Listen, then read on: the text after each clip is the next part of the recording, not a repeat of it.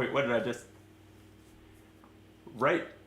Okay, we're on the internet now. Hi, internet. Hello. Right before doing that, I hit some button on here that went to this weird zoomed-in angle that was not intentional, so... There we go. That's better. Yes, the stream is on, but I'll intro into video and stuff in a second. But I guess we're pretty much ready, and I'm going to teach you as a video and then decide whether to publish it, so I guess we'll pretty much go. Yeah, let's do it. Let me just, here, I'll use my phone, just make sure that the stream is working. It's been a few weeks since, Because we did a video before the wedding, like the weekend before, right? That's when we played Burgle Bros, I think? Burgle Bros 2? Yep. Yeah. Yeah, I think That that was... fun. Yeah, it was. Betrayal at Hill House adjacent. Yeah, and not every, I am not picking videos just because they'll get a lot of views. Like, I also want a lot of variety on the channel and to have fun making them. But that was one that I was like, oh, because it has the sealed envelopes and the kind of the very, very loose campaign to it. I was like, oh, if this gets a lot of views, we'll probably play more of it. Yeah. It hasn't, so so I like Burgle Bros too, so we'll probably play more of it, but we maybe won't bother, won't stream it or won't make videos of it. But that's fine too. Although you never know when.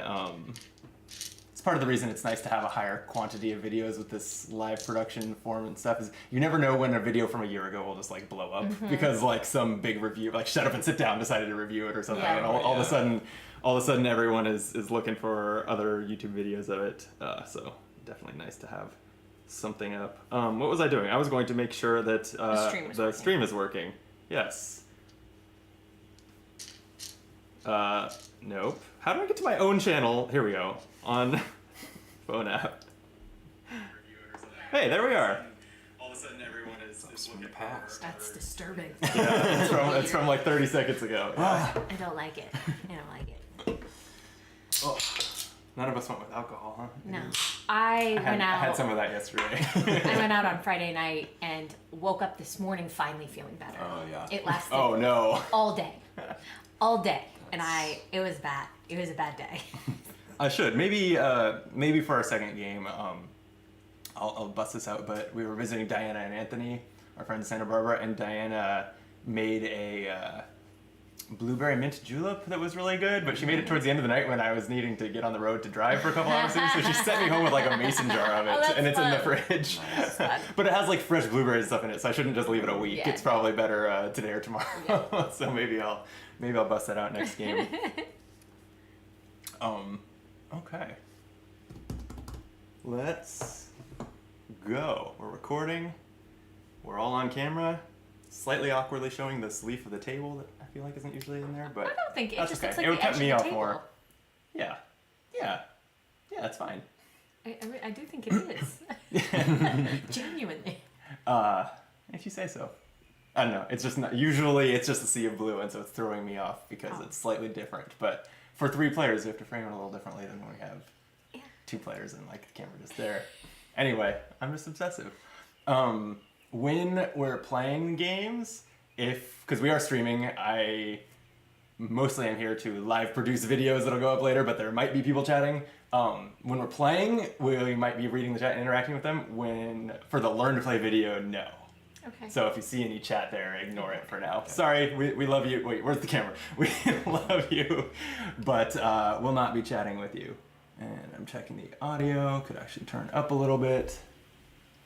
Okay. I think things are working. All right. Okay.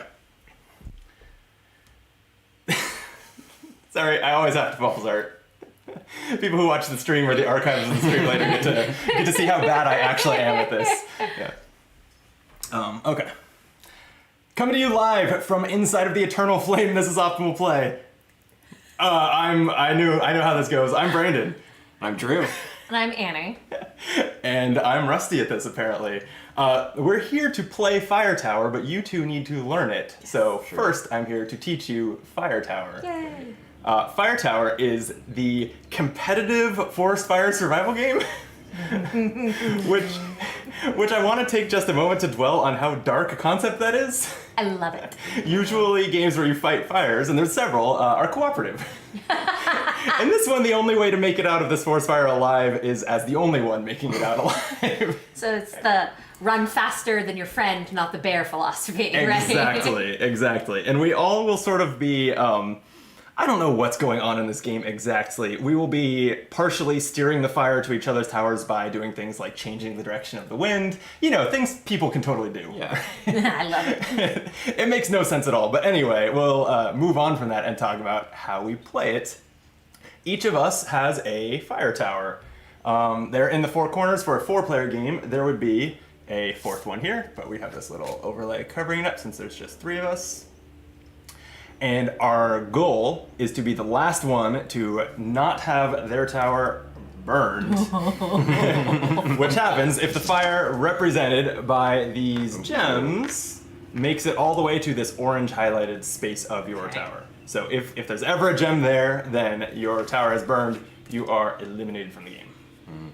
So the last person in the game wins. The way the game works is each turn we are going to be spreading the fire and then taking an action by playing a card from our hand and then drawing a new card to replace it. So we're each going to, I probably should have dealt these out before hitting record, but here we go. We're each going to have a hand of 5 cards and we'll talk about the kinds of things that can be in them. At the start of the game, but not every turn, we are going to roll this die, which has each of the cardinal directions on it. Roll it. It landed on west. So the fire is going to, the wind. Oh, let me move this little compass thing so it's visible. The wind is blowing west. And then that is only at the start of the game. We don't roll that every turn. But then every turn, the player starts by putting one of these fire gems in the direction of the wind, so to the west of the existing fire. This section in the center of the board is called the Eternal Flame. It will always be burning. It will always be a source of fire. You don't need to put gems on it. It is fire. So, for example, Anne, if you go first, you would basically have to put this here or here. Okay. Orthogonally west. You're never placing fire diagonally.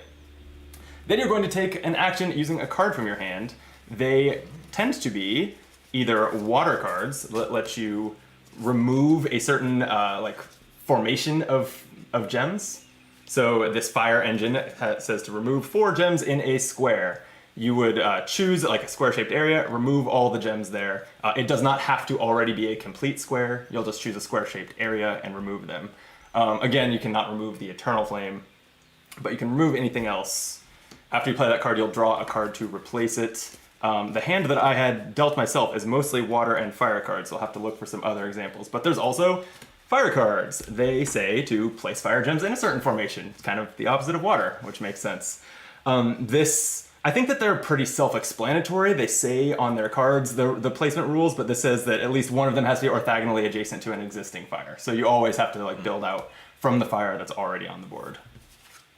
And then, as I cheat slightly to find some other things, we've got, and there should be a lot of these, wind cards. These let you take one of the 3 actions on them, and this is the main way to change the direction of the wind. You can either, this is an east card for example, you can either change the direction of the wind to east, or if you don't want it to go east because that would be blowing the fire towards your tower, you could roll the die and just go with whatever the die result is. It has to be a new direction, so in this case if I rolled west, which I just did for that example, wow, look at that, we would just re-roll until we got not west, like east. Oh, well, might as well have just used the card for the east.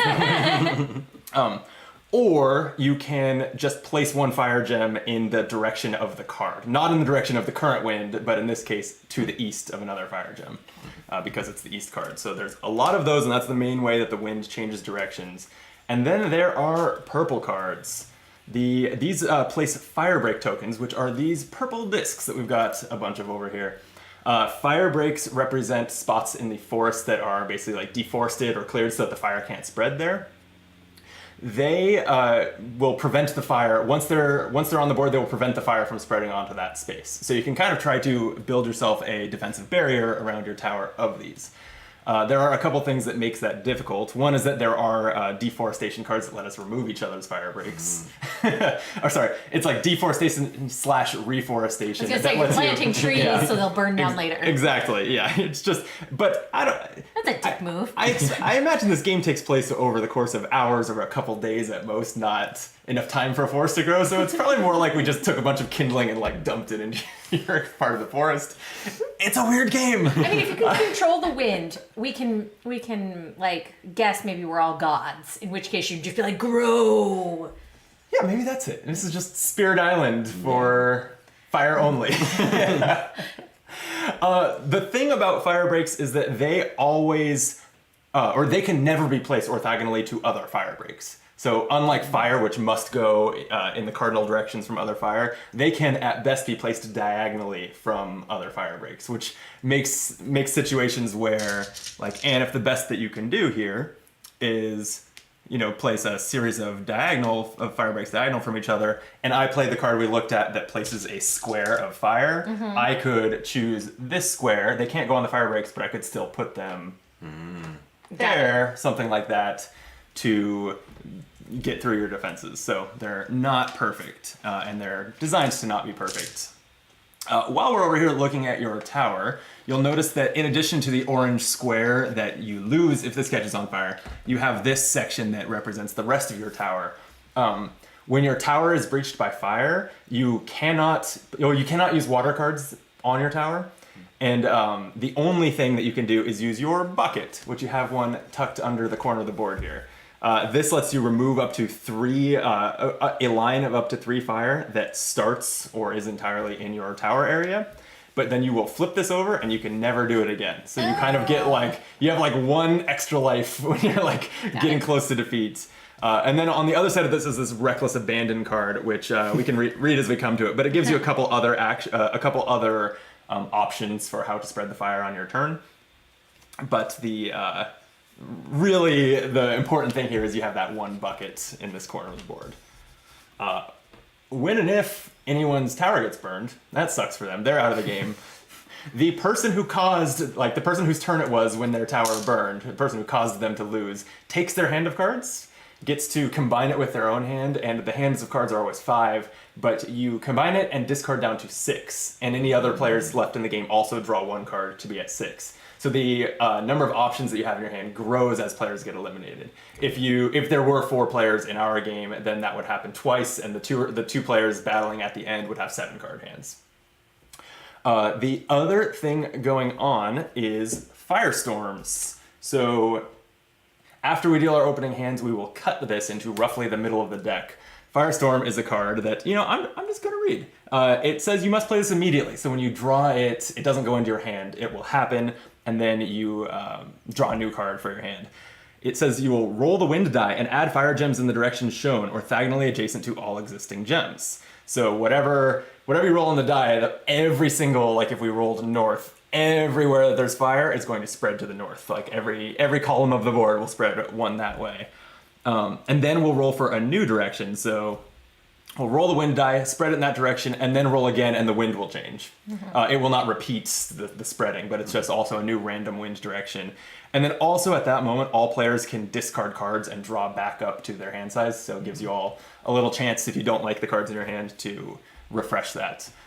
This firestorm also happens when a player is eliminated, except for the part where you can draw and discard cards. So whenever a player is eliminated, they will roll the die, and all the fire will spread in that direction one time. So that's kind of their last the last act of chaos, I guess. Of a bitter player. On their way out of the game. So yeah, this continues until 1 player's fire is left, or a tower rather, is left standing. Any questions or anything before we get to playing? I don't think so. Okay, cool. Yeah, not a very complicated game. I think it's supposed to be not a very long game. I haven't played it yet either, but the box says roughly 30 minutes, so we'll see. But thank you for watching. Thanks for joining us on this Learn to Play, and thank you for learning to play. Yeah. We're going to play through this as well on a separate video on the channel, so if you would like this, that's always cool. Subscribe to the channel and look for that, a day-ish after this video. Cool. Yeah, all right. See you there. Till then, be optimal. Okay, that was easy. I had said before we started that I'd probably talk about setup a little bit, and then forgot to, but didn't circle back to it because setup is so very easy. self-explanatory. Yeah, I mean, you dealt the cards. You see everything on the board. Yeah, and I even commented on after you deal the cards, you cut the Firestorm into the deck. That's kind of the only tricky thing to it. You're fine. Yeah. Do you want to redeal? Yeah, probably. If I had had a good hand, we would not redeal. But, yeah. Oh, you moved the board. Oh, it's still fine.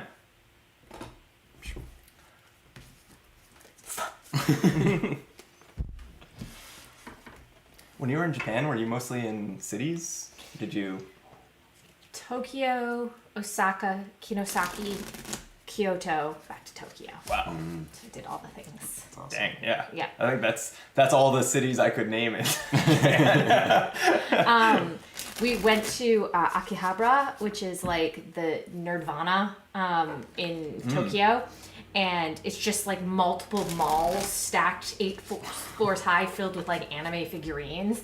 And literally spent 3 hours in one building just walking through staring at all the different anime figures. Wow. And when we got to the top floor, it was just tables of people playing card games. Oh, cool. I'm not Yeah. sure. I'm sure it was one specific game that they were all playing, and I didn't recognize it, but it was intense. I was like, there's a lot of people up here that have been up here for hours just playing card games.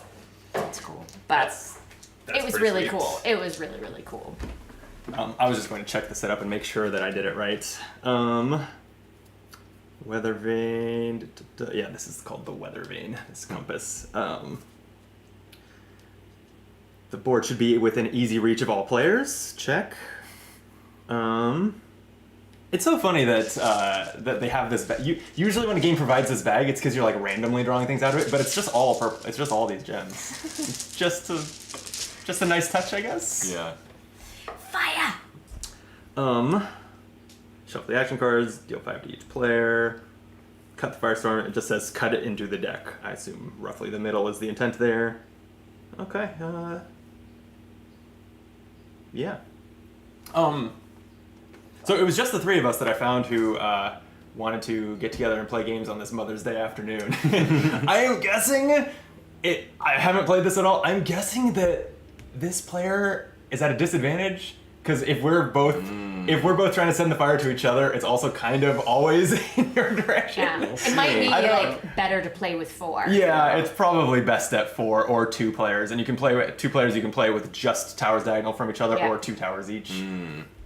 Yeah, I should be able to at one point switch to that corner or something, so that if you pushed it too far here, I can. But you have to run through the forest without burning to death. Yeah. It's not bleak at all. Yeah, so I don't know what to expect as far as it feeling a see. little unfair for you. I might have to make deals on the side. Yeah, there we I go. imagine, because you can only put fire in the direction that the wind is blowing, right?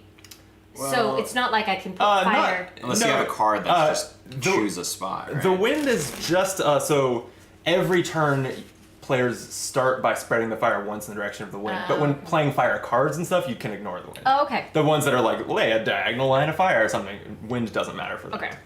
I don't think. Now I'm double checking. Yeah, so cards like Flare Up, they place a line of 3 adjacent fire gems, and it just says at least 1 gem must be adjacent to an existing gem. It does not say. Okay. Yeah. Can we put 4 on the Eternal Flame in the center? Because I want it to be full. You can. Thank you. It feels incomplete without them. Yeah, I want to know the backstory of this Eternal Flame. Yeah, really. It is hilarious. They call it. The rulebook just says Eternal Flame. The fire originates and expands from these 4 spaces. It's straight It's out of a it doesn't. fantasy, world. There is no story or anything happening here. Why we are a bunch of fire towers in the same forests duking it out to make sure the other ones are destroyed first. Why we can control the wind. How the fire started. None I'm of stuck that. with that we're gods. This is the fate of man being played as Hans. Also, the fire tokens look really cool on the screen because they look like they glow. They do, actually. Yeah, I think they almost look better here. This is kind of a brighter shot. This one's. I wonder if I should brighten this up a little bit more. Make that fire glow.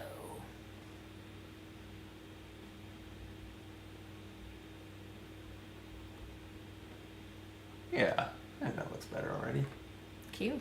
Looks a little bit more like, sometimes it just depends on the like how much light is coming into the blinds and all that stuff, but yeah, sometimes it's a little tricky to get the board to look to this camera like it's in the same lighting as it looks like from that camera. Turns out video production, not just easy. Who knew? All right. 5 cards apiece.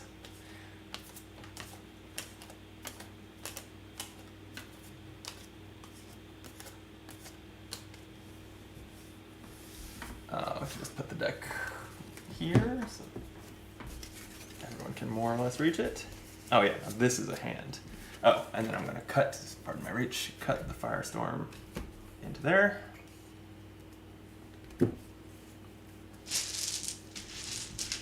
So, I guess on this video, since I'm not sure whether I'm even going to publish the Learn to Play, I guess I'm not going to mention it. Usually, in the past I have been like, hey, we also did this video. Please message me on Discord. No one important. Ouch. Unless they're watching, then super important. Appreciated it. Okay.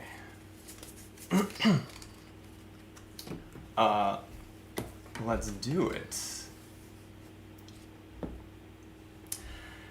Coming to you live from a forest inferno. This is Optimal Play. I'm Brandon. I'm Drew. I'm Annie. And we are here to play Fire Tower, the competitive forest fire survival game. Which, anytime I comment on that, Anne just giggles.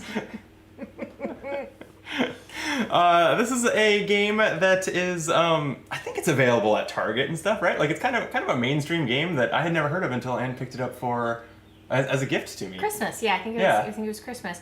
Yeah, I heard about it on Instagram or something, and I got it off of Amazon. So easy peasy. Yeah, it was easy to learn, seems pretty quick to play. Ridiculous premise, as none of us have any idea why we can control the wind or why we are trying to, rather than just put out the fire, steer it towards each other's towers. But I'm ready to burn you all alive. Great. Okay. Yeah. Do it. So the rules say, actually, why don't you roll the die? We start by setting the direction of the wind based on a die roll. North. And then the rules actually say then that the person who that is worst for goes first. So in this case it would be Anne, because north is this way. I'm wondering, since I'm speculating here that for a 3-player game, the person in the center of kind of the wedge is actually in the worst position. So maybe Drew goes first? No, it's okay. No, you think? Yeah. We'll see how All it right. plays out. Yeah. All right. It's gonna win. Drew is accepting not only the center position, but going last. Okay. All right, so the fire is going north, and so the first thing you do, take this bag o' fire and spread it north one time. All right. And then you are going to play a card from your hand, which could do anything like spread fire, put out fire, change the direction of the wind, and then you'll draw a card to replace it. Let's see.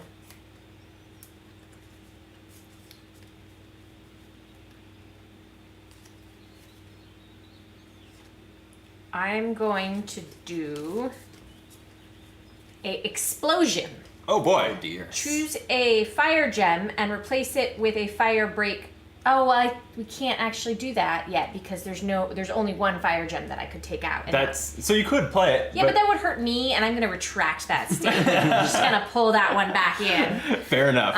And instead, I'll do a scratch line, which place 2 fire break tokens with 1 space between them, horizontally or vertical, on vacant spaces. Okay. So I will do this here and here. Oh, interesting. Okay. Right? Doesn't have to touch? So those don't have to. Fire breaks could go over by your tower. if you Oh, want. well then Yeah. hell, I'll put them near me. I don't know. What am I saying? Yeah, as long as that doesn't say otherwise, then they don't have to be next to the fire. Okay. Remember that future fire breaks you can only place diagonally from the ones you already on the board. Right. So like you will never fill in that gap. Make sense? Does.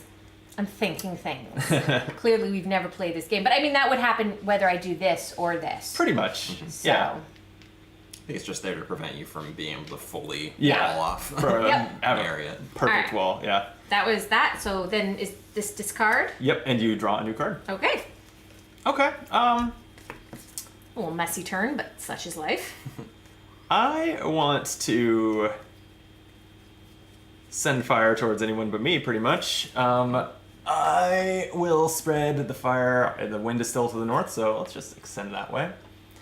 And then I'm going to play Flare Up. Place up to 3 adjacent fire gems in a horizontal or vertical line that must be orthogonal to existing gems. So I'm going to spread fire to the west. Try to make your fire breaks necessary so that soon, so that you'll feel good about having played that card. You know, I hate you. I like you. I'm gonna discard that. You murder me with the game I bought you. Thanks, Anne. Appreciate it. All right. So I get to add 1 fire to the north. We'll go there. Center. And then How you feeling, Anne? Getting a little warm? I'm gonna play a dozer line. Place 2 adjacent fire break tokens horizontally or vertically on vacant spaces. It is a little weird to me that exists because the rule otherwise is that you can never have adjacent ones. But Yeah. here you just can't place it adjacent to other ones. But these two obviously Break that rule. are going to be adjacent to one another. Alright. Yeah. I'm gonna go. I'm gonna go there. Oh, not right by your tower. Okay. No. Trying to slow it down a little. So just slow it a down. little closer to the source. All right, I like it. Okay. So now I do 1 north, right? You do. Here you go. I don't like this part. Fire's spreading fast. Yeah. Like this is only we've all taken 1 turn. Yeah. I feel like that's a lot of fire on the board already for 1 turn each.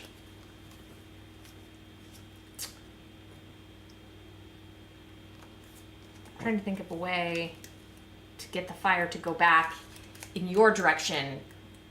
I don't see any reason that it should go in my direction.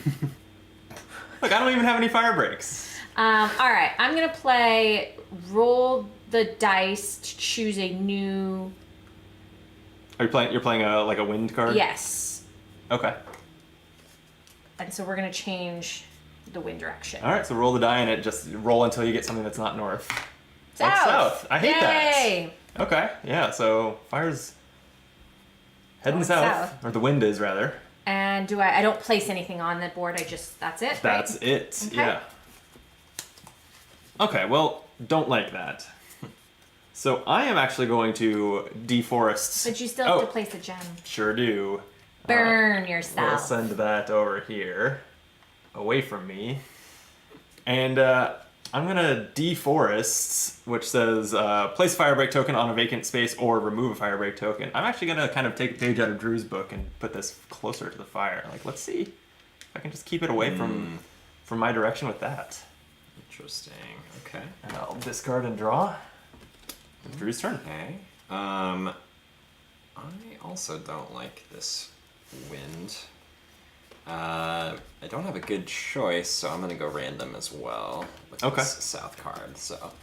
Oh, spread the fire first. Oh yes. Gotta go south.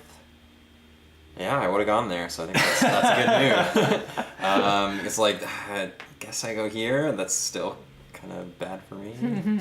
We'll see. Yeah, I think basically almost every fire gem that's been placed has been bad for you. That's why I was like, I don't envy your seat at the table here. We'll see. All right.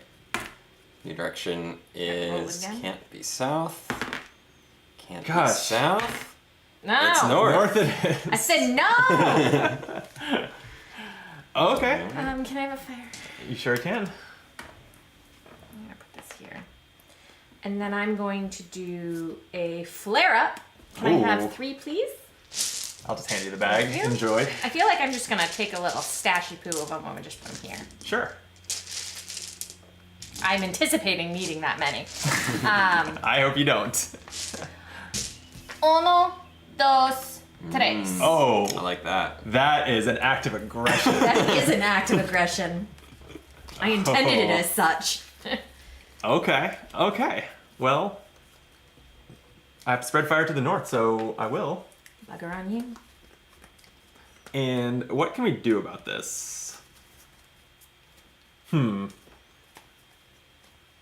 I do not like anything about this. The only thing I like here is the wind direction, so I'm not going to change that. Let me rule out those options. I think I will just go ahead and play my fire engine, remove up to 4 fire gems in the shape of a square, and I'm just going to choose like this square here and remove those 2. Seems fine. Very nice. My quadrant is still safe. All right. I just realized Yeah. that I forgot when teaching you the game to mention one other thing you can do on your turn. Instead of playing a card for its action, you can discard 3 cards from your hand to draw 3. So if your hand is just like all wind and you don't want to change the wind, something like that, you can discard 3, draw 3. Okay. All right. Fire's going north. I don't like you. And then I am going to deforest. Place a firebreak token on a vacant space. I'm gonna go diagonal. 'cause Okay, That's yeah. the rule. Put it there. And that's my turn. I will put this here, and then I'm gonna do an explosion Uh-oh. finally, and I'm gonna do it. Let's see here. And what's the explosion do? So the explosion, I choose a fire gem, I replace it with the purple token, Oh. and then I fill fire all around it. And this actually, in the video that I learned to play from, it did point out that this is also fine, even though it's adjacent here, Yes. because it's only the firebreak cards that have to follow that rule, and that's a fire card, Got it. not to be confused with fire break. Okay, well, that sucks. That sucks kind of a lot. I don't like that, and I don't know what to do about it. I still like the direction of the wind. Speaking of which, let's send the wind there. Let's be as much of a jerk as I can about it. I don't. My cards are not the best, but I don't want to discard and draw just yet. I'm gonna play Burning Snag. Place up to 4 gems in the shape of a square. I'm not going to be so rude as to also put these by Anne. I'm going to try to get around Drew's fire breaks here. Just take you both out at the same time in the near future. That's the plan. Okay. All right. All right. Fire to the north. Come on this way. Ooh. You got to change that wind direction in. I know I do. Wait, That. that was there. Okay. Get nervous here. I'll put up more defenses. So we'll put these diagonally. Oh, that's pretty good. there. Yeah. Buy some time. Yeah, you got a lot of fire breaks over there now. Okay, Anne. Fire to the north. I don't want to do that. I'm going to go ahead and change the wind. Okay. Roll it on the dice. West. West. No. Since that's different from what it currently is, It that's has to fine. be west. Yeah. Okay. Yeah. Boo. Okay. I'm perfectly happy with the West. This game could not be going better for me. So I'll spread this. That was like west. the worst option for me. Yeah. That just was awful. And then I have another Burning Snag. So I think I gotta keep Drew on his toes. He's got all those fire breaks. So I'm gonna choose this square. Yay! And put fire here and here. Oh no. And that's my turn. Okay. remember that around the middle of that deck that we're moving through pretty quickly is that Firestorm card that's going to make all the fire spread in the current direction of the wind. So I'm aware. changing the wind if you don't want that happening is paramount here. All right. So fire to the west. Ooh, brutal. I'm gonna punch you in the face. In the face. Listen, I want to send it Brandon's way. The wind just is not letting me. I might be on a kamikaze mission at this point. We're gonna fucking watch the world burn. Oh boy. We're gonna send a little smoke jumper into play. So choose an existing fire gem. I'm gonna choose this one. And remove fire gems from any of the 8 spaces surrounding it. The center must remain. So I get rid of this sneaky boy there, and then all those. Yeah, that was good. Okay. My turn? Your turn. There we go. I like that. I like that. I will use airdrop to. You suck so hard. I'm gonna use airdrop to get rid of these 3. That removes 3 in a line? Yep. Okay. Yeah, that's what I'll do. But you still got that little ember I running know near I your do. tower. I know I do, because he put it there. And then why don't I put this? Oh, wait, did you spread fire west before you I did? did. That? I put it okay. here. Oh, right. Right. Okay. I'm gonna spread that one. What? What? She's like, I bought you this game. Don't eliminate me first.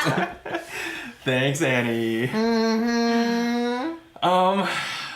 I don't like any of my cards, so I think it's time to do the discard and draw as the rest of my turn. So I'm gonna discard, because the wind has been going in directions that I'm perfectly happy with. So I'm gonna discard 3 wind cards and draw 3 cards, and that's my turn. Oh no, here's some fire. Oh dear. Okay, gotta spread it. It's gotta be there. And then we're gonna put down more defenses. The dozer line. Oh, come on. I can place these on my tower. Is that correct? You cannot place them on your tower. Ooh, No. okay. Then that makes this tricky. Because I obviously want to place it there. Yeah, but it's can't. not legal to Yeah. to do that. Yeah. Okay. Well, then we'll just build up this Okay. side. My kingdom for a reforestation card. Like, let's break down that wall. Oh, Oh, you drew it. Firestorm. The firestorm. All right, read that to us. We'll All follow right. it. So must play this immediately. Roll the wind die and add fire gems in the direction shown. Oh, right. I was saying that we had to think about where the wind was, but no, it's random. Yes. Yeah. Okay. Be All right. east or south. Orthogonally adjacent to all existing gems. All right. Roll north. It is north. Ah! Oh no. All right. So adjacent to all existing. We've got 2 down here. Yep. I'm getting over here. I'm not helping with this. This row. We got this, Dan. We don't need the help. And then 2 up here. Whew. All right, and now we roll for a new direction. Yep. North. Does it have to be different than the one that just? It's ooh. It says roll for a new direction.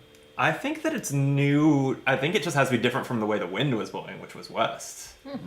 I think. That's my interpretation here. I don't have any more information than is on this card, but that's the way that the wind cards work when they say, like, roll the die for a new direction. Okay. That's going north. All players may discard cards and draw back up to their hand size. Which, Right. Speaking of, I get a 5th card. I'm gonna just discard 1 and draw 1. Same. Just you can discard anything. Discard as many as you like and then draw. Yeah. Yeah, I'll do 2. Okay. And don't forget, Ann, that now that you have fire in your tower, you can use your bucket to put it out. You have When that- I'm that ready, one time. and When it's you're ready. for 3, so Yeah. I'm not there yet. My turn.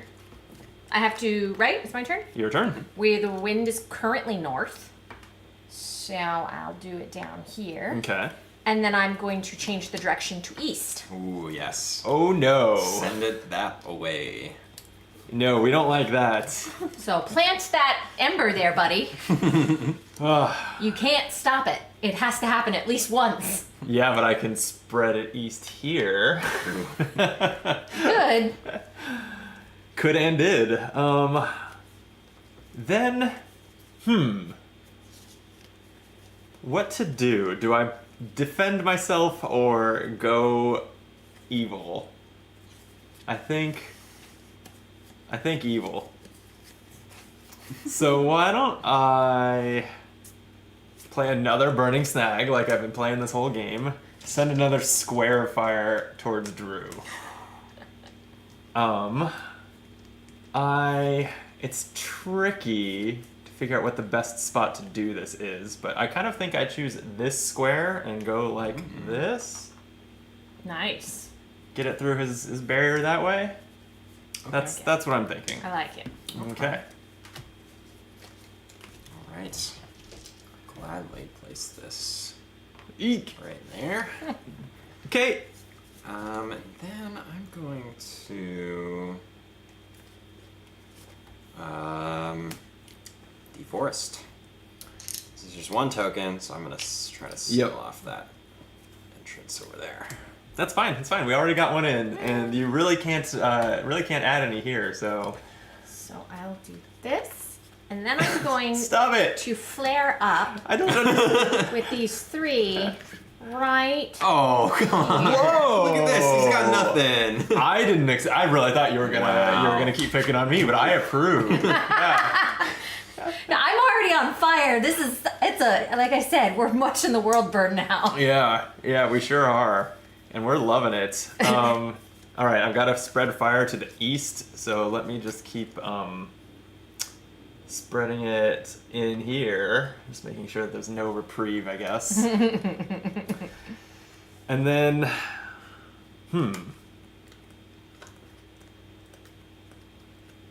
let's see. I apologize. I want to double check one more thing, because you can't play fire breaks, but can you play fire cards on other people's towers? Or does it like have to spread from the wind? As sort of a way of making it tough to get through. I imagine it's the cards. You can use the cards too. Would think so, but that's a real fast way to fuck someone's tower up, and I'm just feels so strong to do that I'm like questioning whether you actually can. Where does it talk about the types of cards? Fire cards. Fire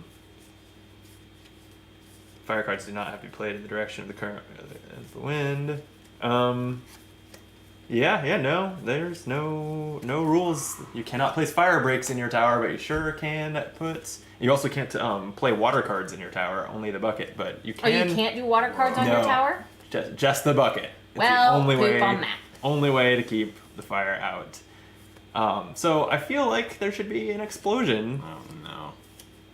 around Drew's tower. You know, right? Yeah. So.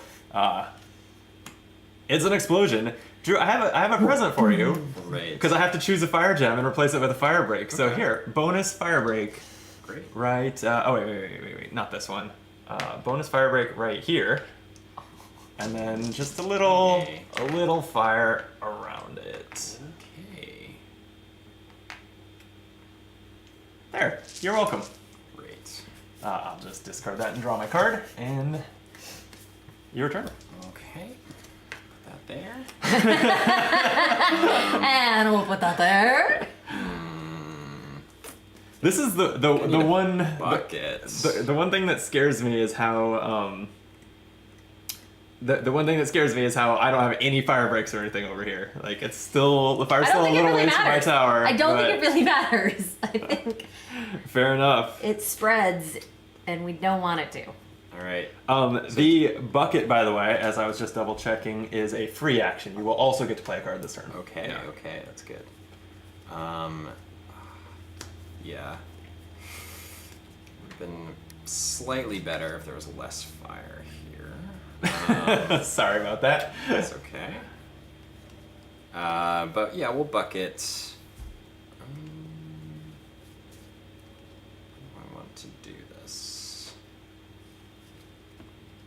Yeah, we'll bucket these 3. Okay. And then, so flip that. And my action, I will fire engine, remove up to 4 in the shape of a square. So I'll pick this square. Oh, that one from your tower you can't remove that way. Okay, then I need to bucket. I need to undo that. Yeah, so you had done this. Alright, so we'll bucket these. And then square this square. Oh, okay. So you didn't go to those for those ones that are All in the right. south. I'm gonna put that there.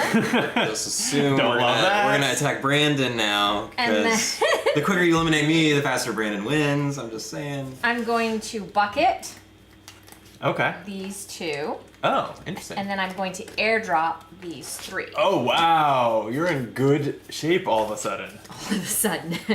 So there's that turn. Okay, that was a great turn. I'm gonna spread fire east. Let's just do this. And then I think this is actually a pretty decent setback since the fire's just been coming in a straight line. Is to play a scratch line and putting a fire break at the end of this line and also here. Solid. Nice. Solid nice. move. Okay. Yeah. Where do I put this? I guess I just go there. Okay, yeah, fine. And we're gonna made it out. We're gonna airdrop. No! Get rid of those 3. No! All right, we're back. I worked Did so you- hard on that Inferno. Whew, okay.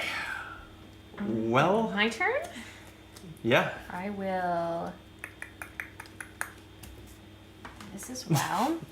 And then I'm gonna do Ember, which it says move 1 fire gem on the board to any space orthogonally adjacent to an existing gem. You can't move a gem from a fire tower. So I believe that just means I can move 1 next to it. Yeah, you can like move. You can pick up a gem and put it anywhere that's adjacent to another gem. Anywhere. So, that's the way I read it, right? To an move 1 fire gem on the board. So like, if you wanted to, you could take this one Yep. and put it here Okay. or whatever. Like just anywhere that's. I'm going to take this one and I'm gonna move it here. Ouch. That is terrible. I like that. Real rude of you. Oh god.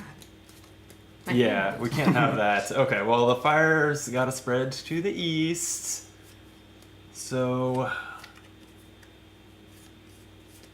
Man, I need to change the direction of the wind. Remember how I did the discard 3 to get rid of all my wind cards? Now I would love some wind cards. That may have not been the optimal play. I'm just going to spread it east up here. And then. Why don't I use a smoke jumper, choose a fire gem, and remove all adjacent fire gems? So I'm just going to choose this one and clear out these 3 with that. That was good. Feels like a little setback to that fire. And that's my turn. Okay. Let's set this right there.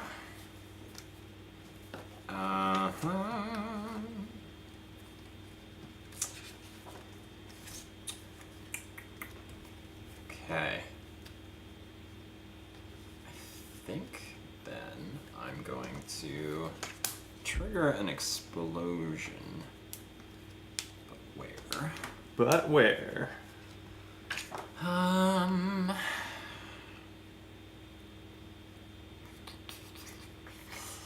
Yeah, we're gonna pick right here. Woo! So that'll be replaced. No. Then No! all around. No! Stop it! Ah, Love it. There we go. my stronghold. We'll make it spread No. east, and then I'm going to do a scratch line and put down 2 fire break tokens here and here. Okay.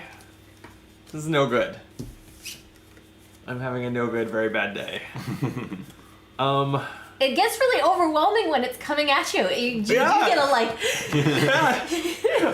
The big glowy gem fires, like they're a good like game component to be a little bit just like Intimidating. overwhelming almost, because there's just so much of it on the board. It looks cool on that top screen too when It you does. see the red spreading. Or the orange Yeah, spreading. yeah, both views here. Like I like how much it looks like it's blanketing the board here and here. It's nice and orange and Overwhelming. glowy. Yeah. Okay, let's spread it still east. We gotta change this wind. Can we agree to work together on that at least? I'll put it here, and then I'll just play an airdrop, remove 3 fire in a straight line. Set it back a little bit. Okay. We're out of cards in the deck, huh? So what happens now? So thank you. I glanced while you two were busy collaborating against me. I checked what happens in that case. You do shuffle the deck, including the Firestorm card, just shuffled back in. Awesome. Great. So I didn't like that one. that may come up again. Finally, I can get back some of the wind cards I dumped in there. Oh man, I really thought I was running away with this game, and now I don't feel that way. This is very sad.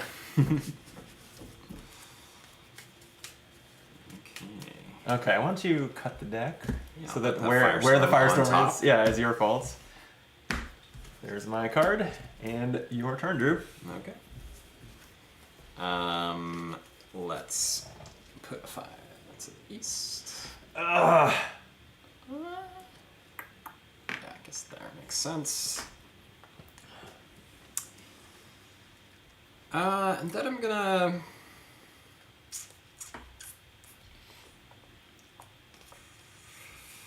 smoke jumper. So we're going to pick this one and remove everything surrounding it. So those Wow, 4. that's pretty good. You picked this one? Mhm. Shouldn't you have picked this one? Because then it would have removed those extra 2? I don't care about those. Okay. We're good with this.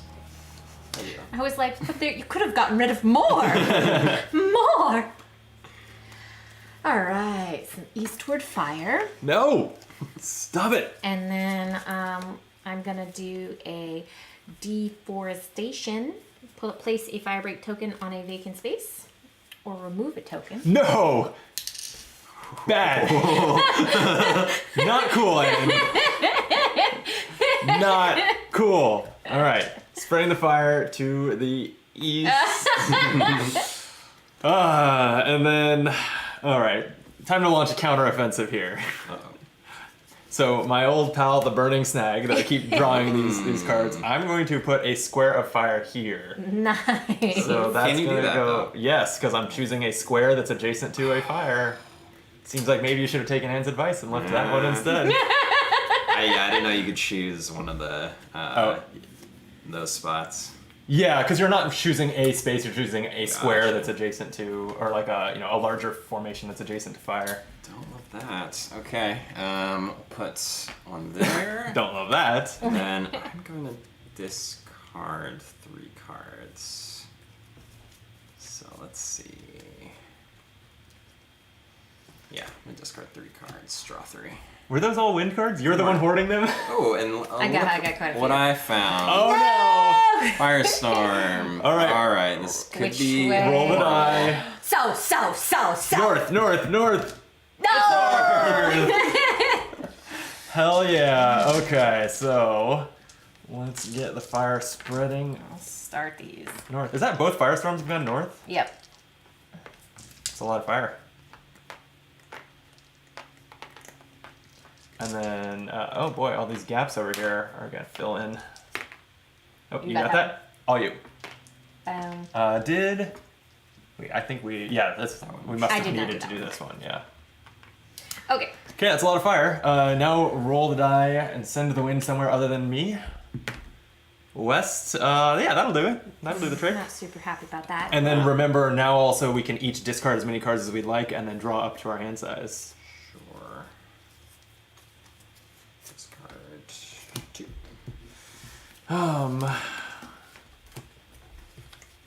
I'm gonna just discard 1. Come on, wind card. All right. I'm going to. We have to go. So at west. Yeah. I'm gonna place that there. Okay, like that, like that. And then I'm gonna be real aggressive, and I'm real Ooh. sorry about it. I'm gonna do an explosion. Oh boy. I'm gonna take this. I'm gonna put this here. Okay. I'm gonna do this. Oh no, And your this, your tower has and exploded, this, Drew. And this. I'm sorry. And my understanding is that with your bucket gone, there is no way to remove those from your tower. Yeah. Things got aggressive, and I'm sorry. Even though I'd like to knock you out, I'm afraid of Anne doing that to my Pretty tower. bad for you. All your odds there, I think. So let me spread the fire west. Boo! Let's see, these are here, right? Yeah. So that goes there. And then I'm gonna put a dozer line down by my tower, and let's get these going here. Finally, some of my first defenses. All right. Go west. Pardon my reach for a Go, card. Where is this? This one's here. That got moved. They should have been like this. Yeah, they were. Yeah, they were in a diamond. All right. Bunched up here. Let's put that there. I noticed Brandon still has a bucket, and I'd like to change that. So we're gonna burning snag and pick right here. Love it. So I love it. That was a good move. That was a good move, friend. So you're leaping over my defenses? You taught him how to do it. I learned it from you. Yeah, I guess I should probably consider And because doing something about that. Oh no, Anne still has a turn. Ooh. we can now go No, west. no, that is rude. If I could, I would, but I can't. Put more fire down. So Good, instead, because one square-shaped card here could knock me out. I need a turn. instead I'm going to put a dozer line here. Nice. Okay. Oh man. Okay, I do. You have forced me to use my bucket. That's for sure. All right, so a bucket is used. Oh, sorry. I need to start my turn by spreading the fire to the west. So let's just in case we find it useful, put that there. And yeah, I will use my bucket to remove these 3 from my tower. And then I'm reading now, since I just flipped to my Reckless Abandon card, what exactly that does again. You can use your turn to discard a set of 3 water cards or 3 fire break cards to place 2 fire gems. Could be nice, but I am still just going to focus on putting out my own fire with Fire Engine, removing fire in the shape of a square, and I'll just do this square and remove those 2.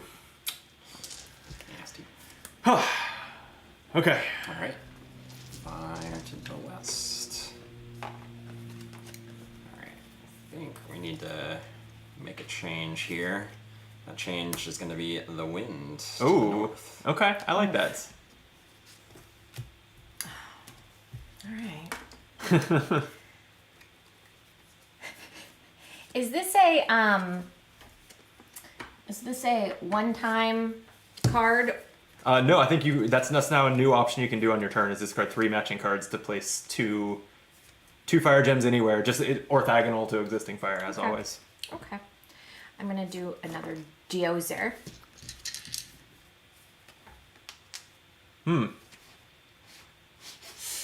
Decisions. Okay. Okay. Decisions.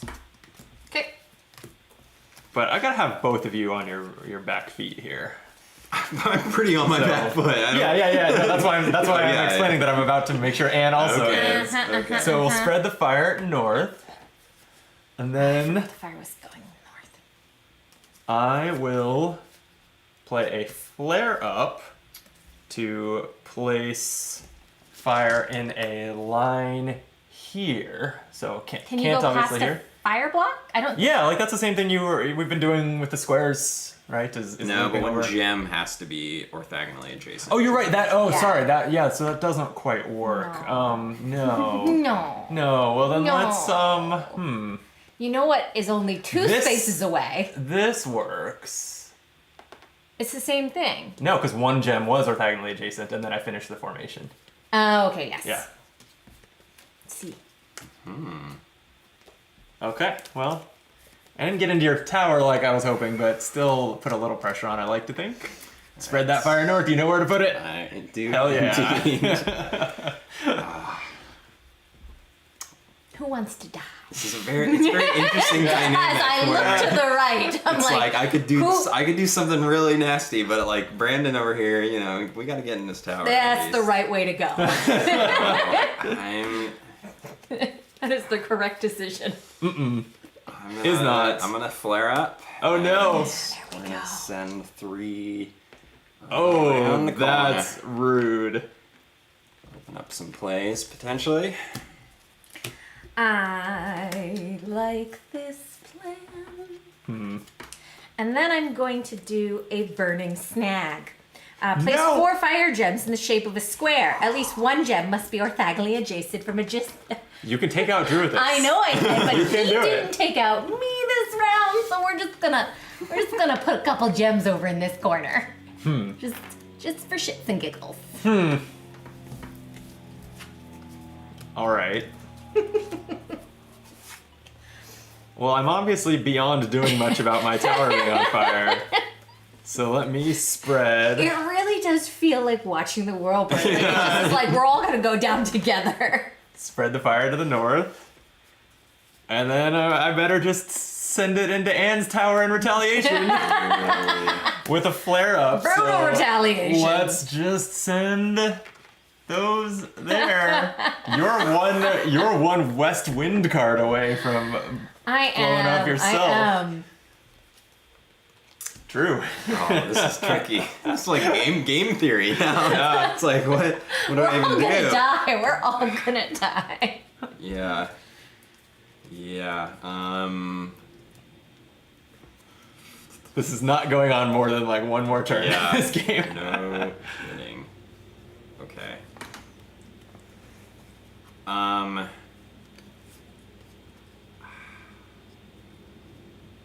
Did you already do your north? I have not. No. Not that it I don't matters know much if at this really- point. Yeah.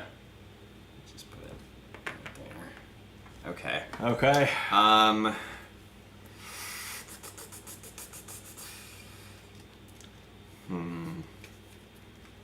I don't know. I can't even think about. We probably both have fire cards, so I'm probably not in a good spot here. Whoever, Yeah, I whoever I guess- attack is just the other person Yeah. can take me out. This is kind of the dilemma I'm feeling too. Is like if I knock one of you out, the other one probably just knocks me out and wins the game. Yeah, someone's got to make the move though. All right.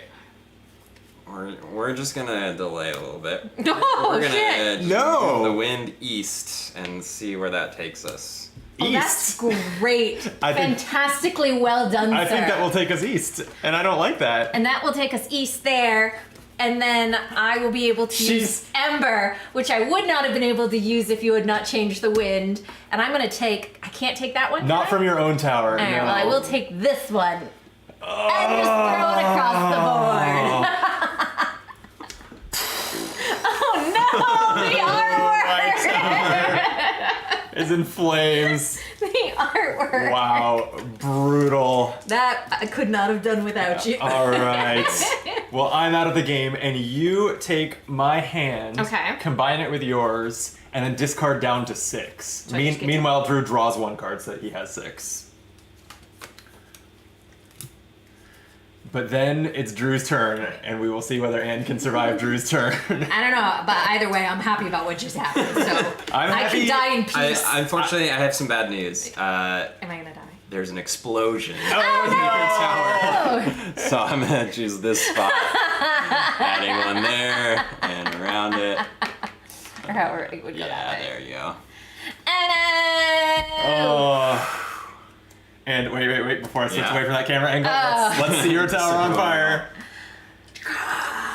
Oh, Well, after I truly thought that Drew was doomed being in the between position in a 3-player game, It was tight. Though. we ended up turning on each other enough that It was close. It was good. I think there's a certain, because there were like, the first time I dipped in, I had a piece here for quite a while that like, I think if you guys had been playing more aggressively, you could have killed me very quickly. potentially. Yeah. I think there's, and like you've had this piece here for a couple of rounds. Like I think there's definitely like some laxness. there was maybe happening. some friendliness happening Yeah. to some of the moves Yeah. at the end.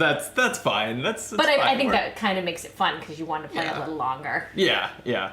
Well, this game is pretty dumb, and my cheeks like hurt from smiling. Yeah. it's silly. Like, I had a good time with silly, it. But yeah. it's just cool to like look at. And see Yeah, the visual, the visual of the fire all over the board, and there's still a lot of fire left, which I'm guessing they included enough gems for literally the entire board to Yeah. be on fire. And I know there's an expansion pack as well where you can do like, they have like blue gems that you can like put onto the board and spread and stuff like that. I saw it just I was Googling the game to get the box art for the thumbnail of this stream, and I ended up seeing that there was an Amazon page for that expansion too. Yep. And so I only looked as far as like the picture of its components. It had little like buckets, and Yes! the blue gems I'm guessing are water or something. Yes! Like yeah, It's like airdrops. You have like a helicopter come in and like airdrop water. right.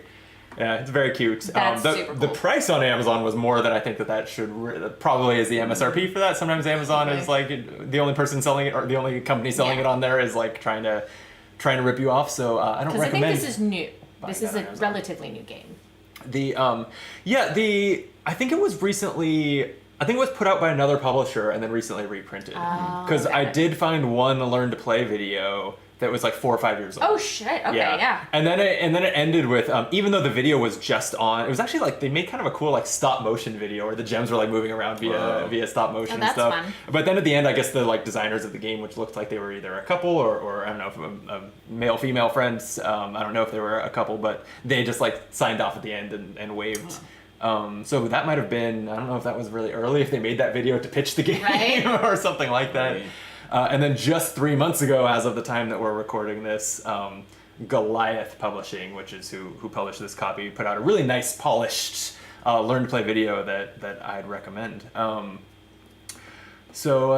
Anyway, Cool. that was Fire Tower. Congratulations on being the lone survivor.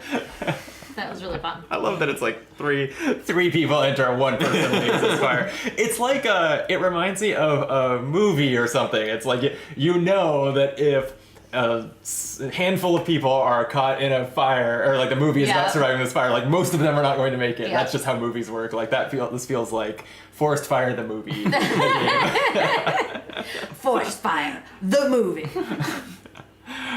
Cool. Thank you very much. Thank you for watching. If you enjoyed or didn't enjoy this playthrough, it'd be great if you would like it. That helps YouTube think we're likable and recommend us to more people. And subscribing to the channel is similar, plus lets you see all of our other cool-ish playthroughs of all sorts of games on Optimal Play. So, if you'd hit those buttons, that'd be great. Now that I've been a good YouTuber, I guess we can end the video. Cool. Yeah, so thank you for watching. See you soon. Till then, be optimal. Cool. That was fun. I'll just keep the stream running. Cool. And we'll play Book of Villainy too, if you're up for that. Yeah. That's the other game that I had in mind. Yeah. Cool. Thanks Well, for finally we can- playing this one. Like I'm glad we got the chance to. I had a lot of fun with it. Yeah, I'll have to bust it out again. It's definitely it's an easy learn, easy to teach. It would be good Yeah. for just like game days and stuff too. Like you got Yeah. 45 minutes before Yeah. blow on the clock tower's happening or whatever. Like it's a good quick game. Any You game would- that has these gems too is like These big ones too. Like I've seen the same, probably this it feels like this exact same design but smaller. yeah. These ones are big and chunky. Yeah, they're fun. I played Wits and Wagers last night, which you told me you used to have. Yeah. And that's another one of those that's like just super stupid and fun, and I don't know, I'm a big fan of it. I know it's an older game, but Yeah, I wonder if have they been putting out newer versions of it? Like Yes. part of the reason I got rid of it is because like none of the trivia in my copy was from past 2015. Oh, Like, okay. I think the most recent was, I think you said it was like 2017 maybe? Okay. I don't know. Yeah, it I'm felt- curious if they've been keeping up with Maybe. more modern questions and stuff in recent printings. Um, But yeah, it's funny. Wits and Wagers. Part of the reason I got rid of it was I was never playing it because we would like if we wanted to play a trivia game, we would play Jackbox. But I feel like Jackbox is a little less hot than it used to be, and I don't that's like- a yeah, little bit not less as- less of my go-to. So now I'm like, oh yeah, maybe I should have some trivia board games. I like Wits and Wages because you don't actually have to know anything. Yeah. You just have to kind of know. And I'm really good at kind of knowing You know, shit. yeah. I kind of know a lot of shit. I don't actually know much, but I kind of know quite a bit. And so it just makes it really fun because you can just guess. Estimate. Yeah, yeah. I do think that the betting system, the like wagering system in it is a little bit. I don't know.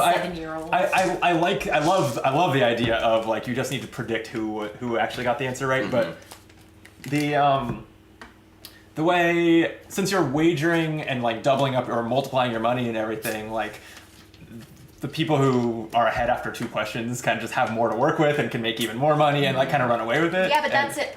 Personal preference, because that's not how it is in the games that I've played. Oh yeah? Because the people that I've played with don't tend to bet their winnings until like the last hand. Oh, they're just betting the 2 chips that you can't lose?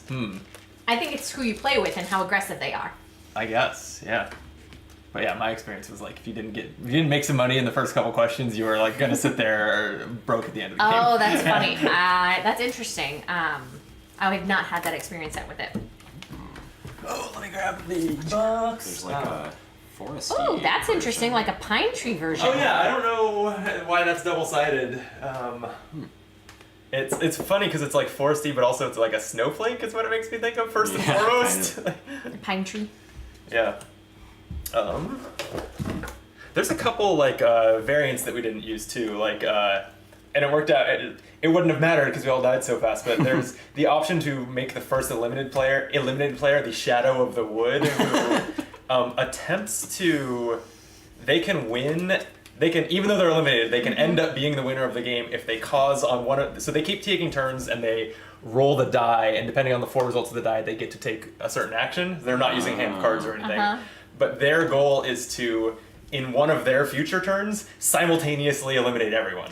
Oh. So you would need to like, yeah, you would need to, I don't even know Change exactly the how wind. you would do You'd have that. to, like, change the yeah. wind to Like get- kill, except I don't think you're even, I don't know, I'd have to reread the Yeah. rules. I'm not sure if it's spreading from the wind on that player's turns as normal. Seems like it fine. would have to make that like possible. But yeah, it seems like a long shot, but it's an option.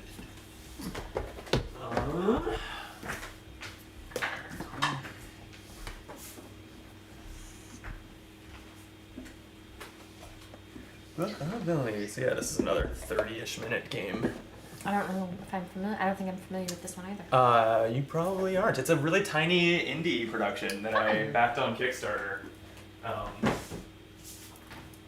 This one I think I will. I think, especially once we got going, when I had forgotten like 2 rules, I was like, I probably won't publish that Fire Tower How to Play. Like I said, the one that the publisher made a few months ago is very, very good. Yeah, the one that the person that put it on Instagram did for me, I sent to you, and I remember thinking that one was like, obviously it made me buy the game. I was like, Right. wow, this is great. Done. For this one, I'll try to, assuming that I can be like, oh yeah, Kat, that was, thoughts were well organized and that worked well. Then this one I'll probably put out because there's not one for Book of Villainy for how to play this. Well, there kind of is. I'm guessing it's made by the designer again to like pitch the game. It's made with like home printed like. It's clearly like an early version of the Yeah. game, not the published version of the game, and it even has. I started to watch it, and I had already read this rule book, but I actually found this rule book is not great. It left me with a lot of questions. But I watched that, and I was like, oh, this is just the game changed after they made this. It doesn't work like that video. So yeah, but it's still like the top search result if you search how to play So Book of there's Villainy not- on YouTube. So that's slightly frustrating. This is an unboxing video. Yeah, basically. So here are the characters. Yeah, as you can see, I have not even unboxed these cards and stuff. Want to punch these out. I will, and I will not do it over your pretty table because we learned a lesson. Oh, that's right. It puts we were- cardboard dust on the. Good. I don't know if I even would have remembered that. We unboxed Gloomhaven Jaws of the Lion in here, and it just okay. destroyed the It was a table. mess. Yeah. going over it so many times with like a lynch roller to get that all off of there. I was like, oh gosh. I think it took us quite a while too. Is that you have a game table like this? How do you keep it clean? Do you go with the tape lynch rollers like I do, or just vacuum? Like, oh, okay. Yeah, handy vac kind of thing. But yeah, it does start to collect for sure.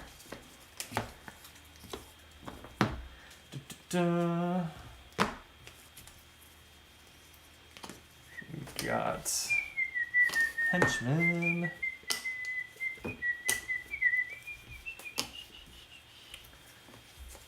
Here's your plagiarized chapter. I want this one. This game, and I'll explain on the video what's the premise of this game. But Book of Villainy, it's not some. It's not trying to be cute, like, oh, this is a tall tale about villainy. It's actually about writing a book about villainy, thus plagiarizing stuff like that. That's awesome. Let's see. These look like they technically fit anyway, but the art's only going to work one way. Here we go. This is the hardest part of the game, is solving this puzzle.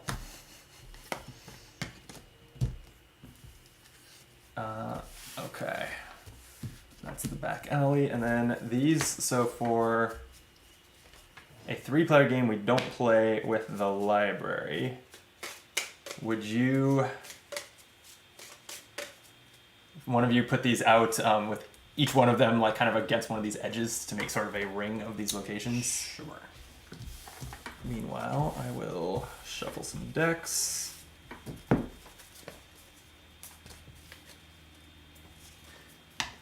And do these... Starting gadget, yeah.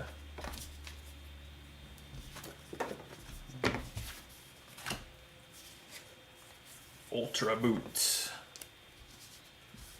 And we can change characters when we actually play, but I'm going to give you your starting gadget. Oh wait, the ray of distraction, based on what you put in front of yourself now.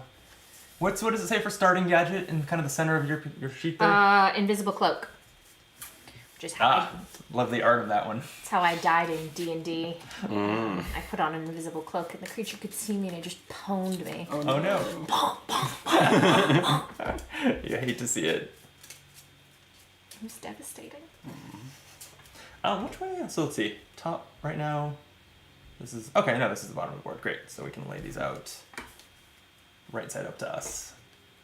Sometimes I flip the way the camera is by 180 degrees, and sometimes I don't. Oh, and then since we're not using the library, but for symmetry purposes, maybe I'll just do this with it. I feel like they should have something on the back.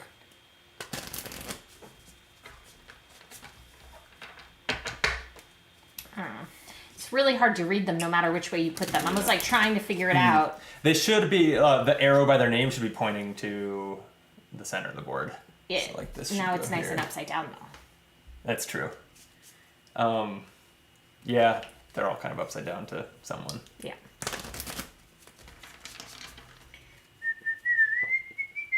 This game came with a nice amount of bags and stuff. And these are actually these go on standees, but I think to be better on camera, we'll not use them. Okay. Let me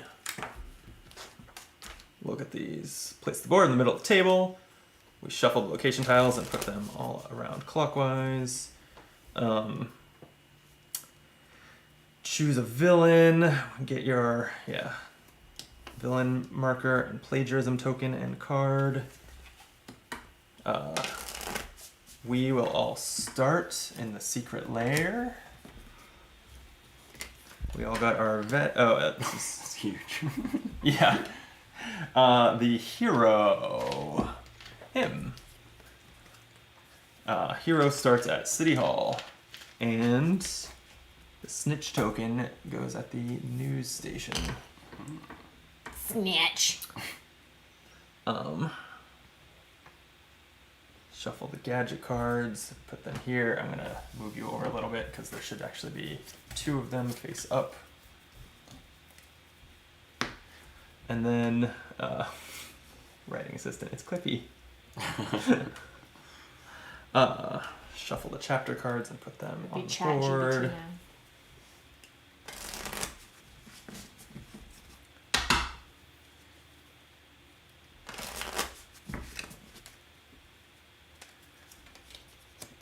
chapters that we can write. Does this have scoring at the end of the game? It does. Perfect. Hopefully I know this game well enough to teach it cleanly. Secret lair is where you charge your gadgets, right? Yeah. Let's put this deck here. Okay.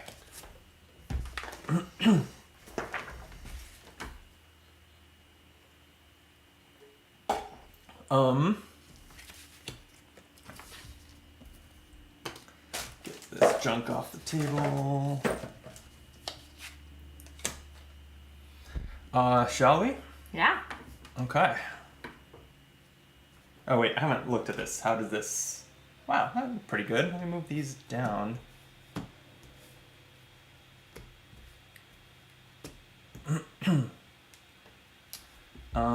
Yeah. Yeah, we did good. Get these out of here. This, I think a gadget uses the freeze ray, so we might need that.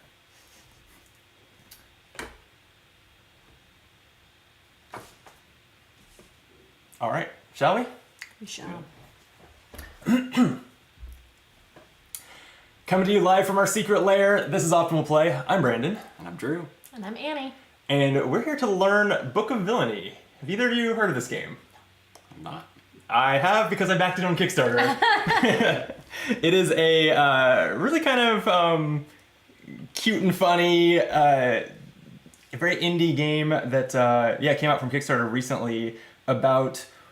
so, in this game, you're a villain, but you're not good at it. And in fact, you've decided to say screw it and quit villaining. Instead... Oh, hi. I need a soda. That's fine. I might just redo the intro then. Okay. So you just start filming? Yep. Well, we played one entire game already. Now we're on to the second one.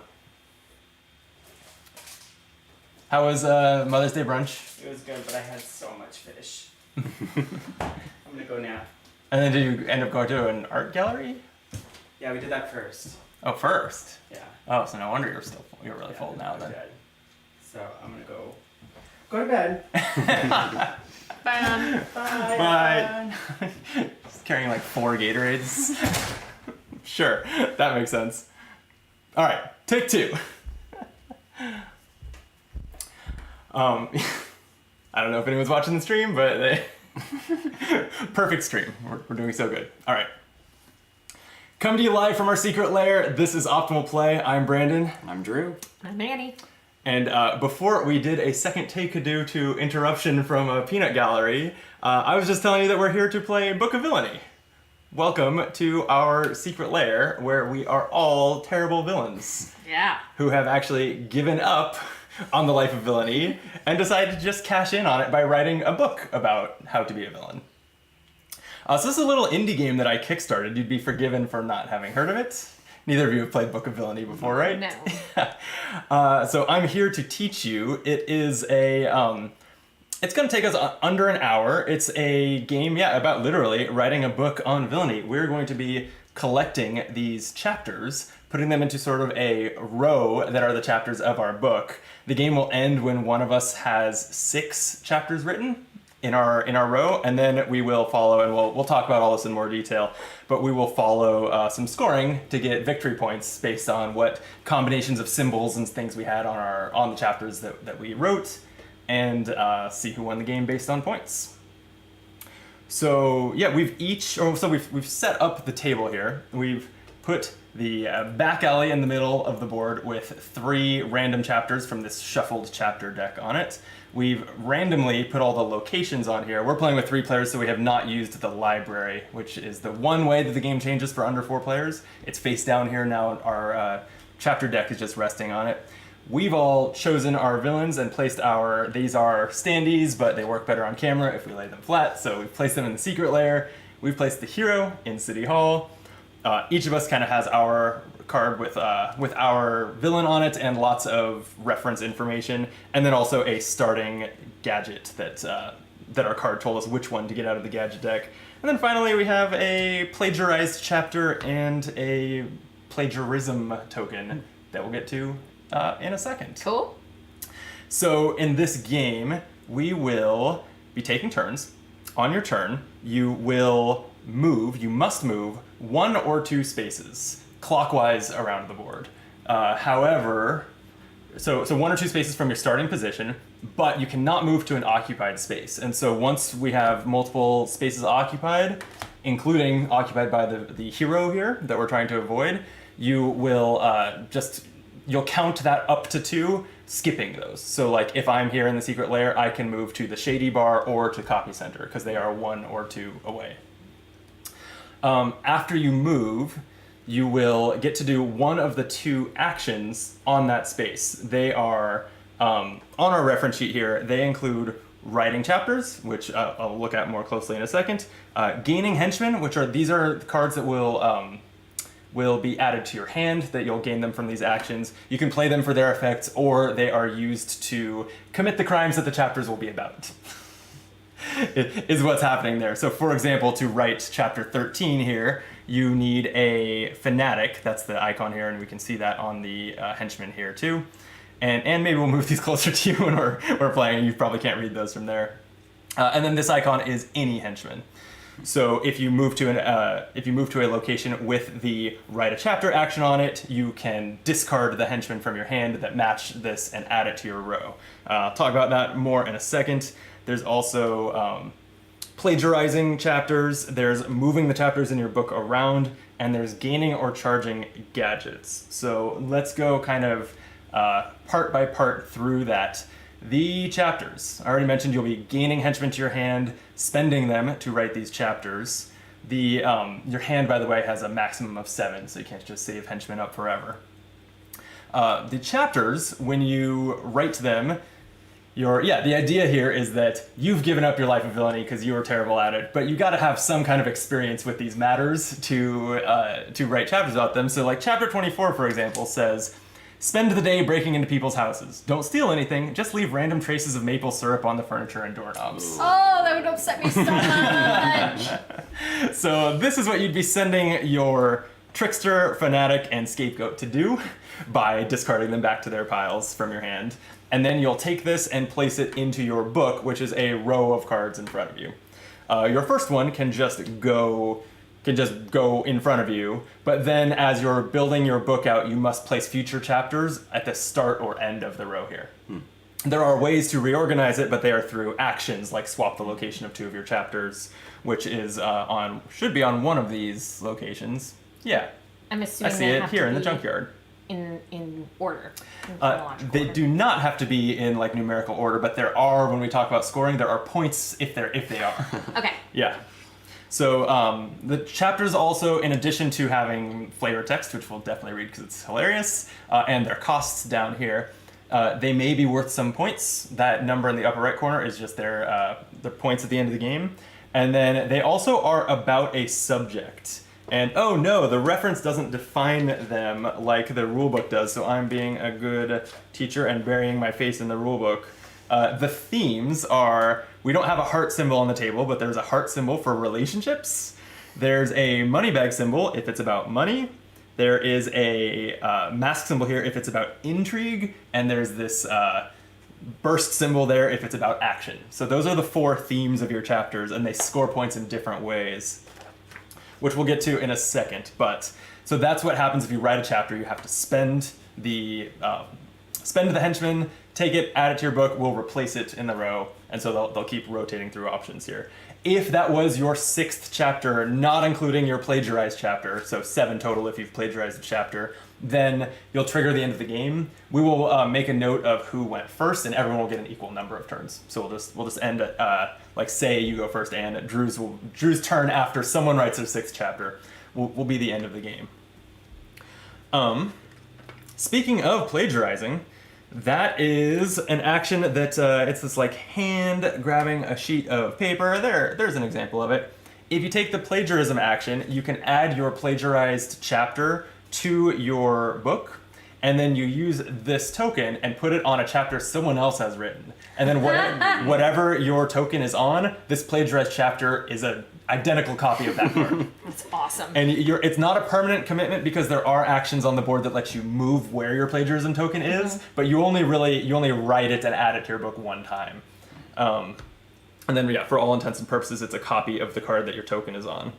So the other things going on are gadgets. When in the secret layer here, there's a symbol, and it might be elsewhere, but that lets you gain a gadget. Gadgets come from this small little deck of gadgets here with 2 options face up. You've also started with one.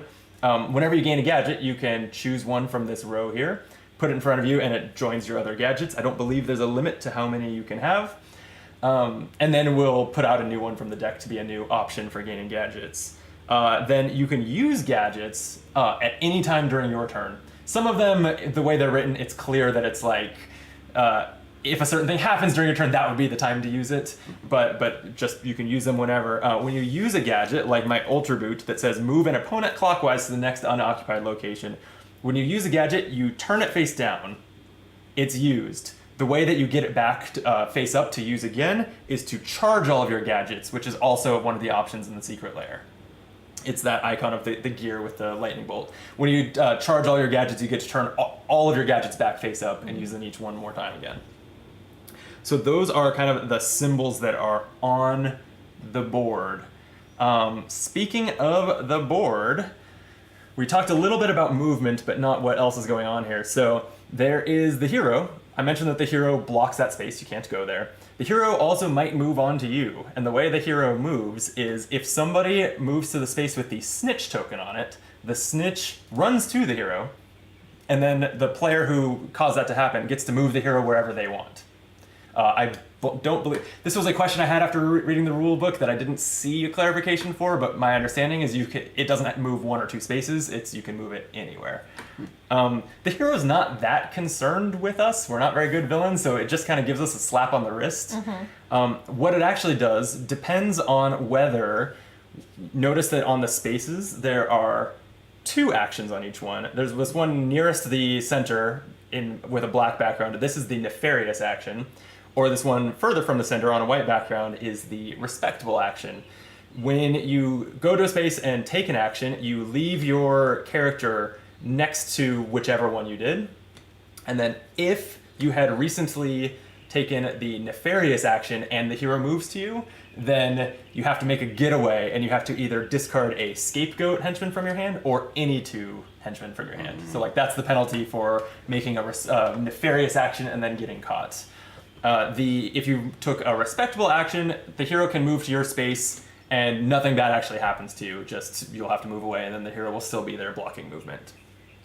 So that's the risk of taking the nefarious actions, is that if someone else goes to the snitch, letting them move the hero, then they can punish you for it. That's the hero and the snitch. I'm just trying to make sure we cover everything here. Henchmen. The henchmen, there are 4 types. These are like face-up decks of them that are all the same, but they do have effects that you can spend them for in addition to buying chapters. The Fanatic lets you ignore other villains when you move that turn, so you can just discard it when you move to occupy someone else's space. The Trickster says discard it to ignore the distance limit, so you can move anywhere. The Scapegoat, discard this to ignore the hero, so you can move onto the hero's space, and then again, that's the best one to have in hand if the hero lands on you. And the Lawyer, you can discard 2 lawyers to gain any other 1 henchman. So they're kind of a trade-in wild. The last thing left, I think, is to talk about scoring, unless I know I've been talking a lot. Did either of you have any questions so far? Nope. No. Okay. So, again, the game ends when someone has written 6 chapters in their book, and then we've got a reference here for scoring. First, you'll get a lot of points for exactly what you were asking about, Anne, whether your chapters are in correct numerical order. You do not need sequential numbers. Like, it doesn't matter that you have 3, 4, 5, 6 like that, but you do want them from left to right to be lowest to highest. And so you get 3 victory points for each chapter in kind of the longest part of your book that follows that rule. So if it's all in order, that's great. Otherwise, you'll just say, oh, only 3 of them were actually in order. You get 9 points.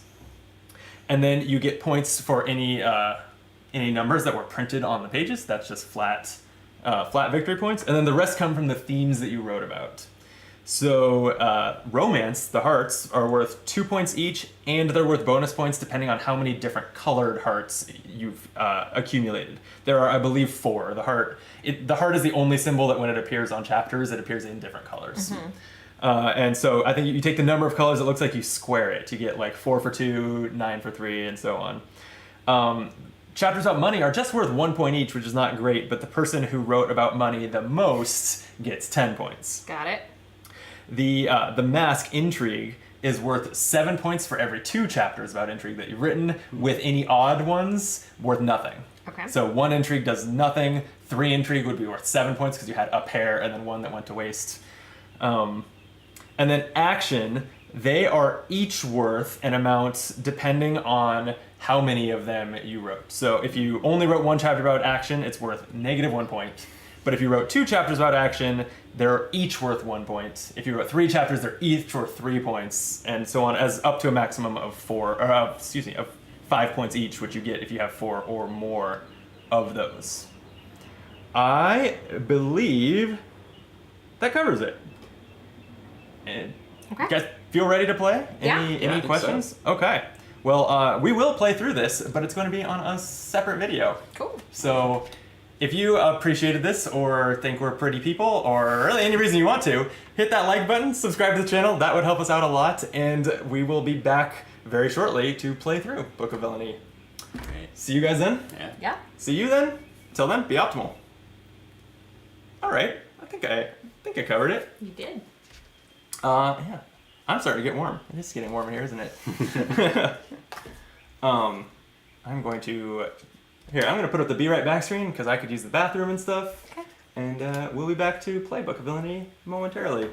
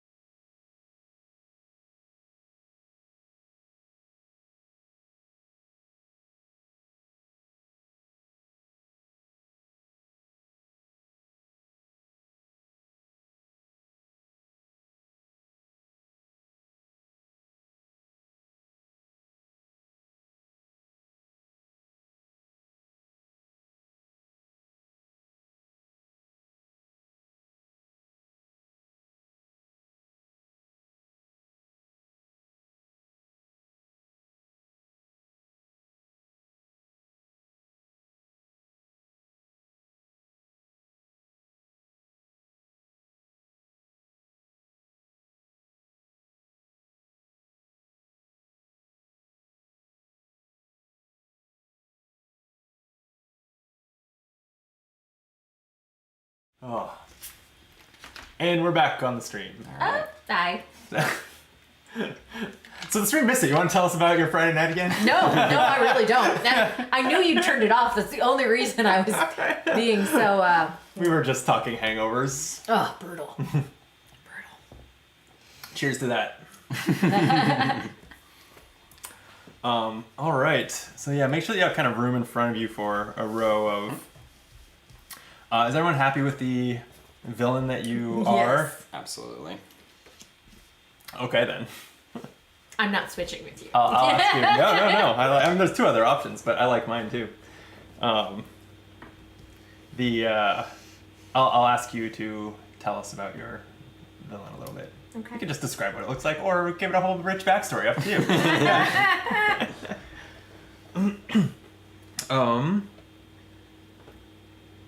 Okay. Do we need to? Yeah. No, we don't even need to. I didn't go through the chapter deck or anything, right? Don't need to shuffle anything from think one we're play. good. Want us to move the henchman over to you? Can you? No, you can't. We don't have to. They're all the same. They all do the same thing. Yes. So yeah, these are all stacks once of you see a bunch one, of copies of yeah. the same thing. Yeah. And they're the four symbols that you see here. Yeah, So it's okay. I'll be all right. Okay. Then let's do this. Welcome to Optimal. That's not how I introduce these anymore. That's not how I'm so bad at the first sentence. Oh, God. Okay. For reals this time. Come to you live from the back alleys. This is Optimal Play. I'm Brandon. And I'm Drew. And I'm Annie. And Annie, have you ever thought of devoting your life to villainy? Yes. Unequivocally, yes. Then this is the game for you. We're playing a Book of Villainy, which is actually about devoting our lives to villainy, realizing that we suck at it, but could probably make a lot writing a book. Sounds about right. Instead. And then setting out to do that. So, yeah, I guess, why don't we just, or I should say, I taught them how to play this just minutes ago. But it's a separate video, so I'll put I think it's over there in the upper right. I'll put a link to it, so you can watch that, or you're welcome to watch us play this and deduce how it works. Sometimes that's fun. Drew, who are you, and why? In what way are you villainous? I am the manipulator. It says on her coffee mug, the #1 abuela. Which I love, and I just so happen to have the Ray of Distraction, which has a little flavor text. I bought this for my cat, so very on brand. I'm the old cat lady. Oh my gosh, it's a laser pointer. It's a laser pointer. Yeah, that's hilarious. Yep.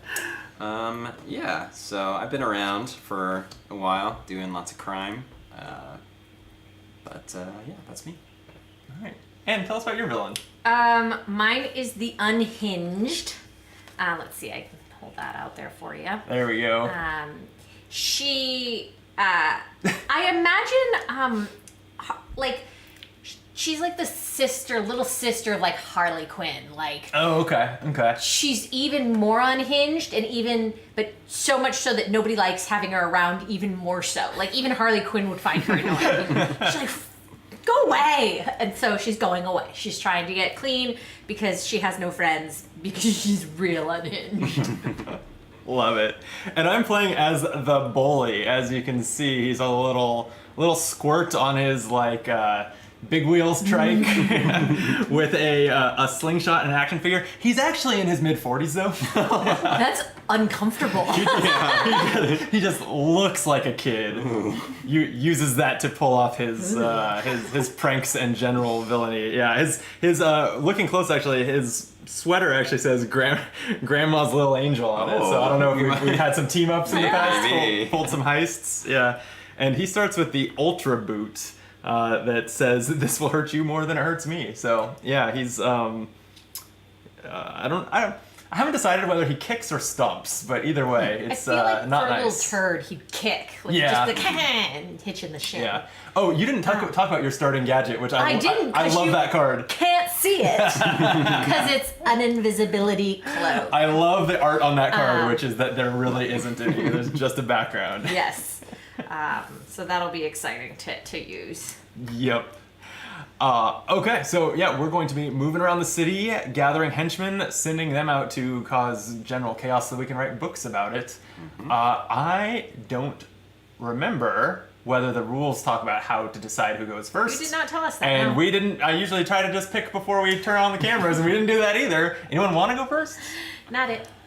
I think you got it. All right, I got it. And the game will go an even number of turns, so it will. Let's remember that it'll end with you, Anne. Okay. Okay, then I'm gonna start by moving 1 or 2 spaces. So my options here are to go to the junkyard or the shady bar. I think I'm gonna go to the junkyard, and I will take the nefarious action here. This is the one where I'm risking the hero punishing me for it, but it lets me gain 2 lawyers as my action. So 2 lawyer henchmen, and that's my turn. Okay. Alrighty. So let's see, I have these 2 options.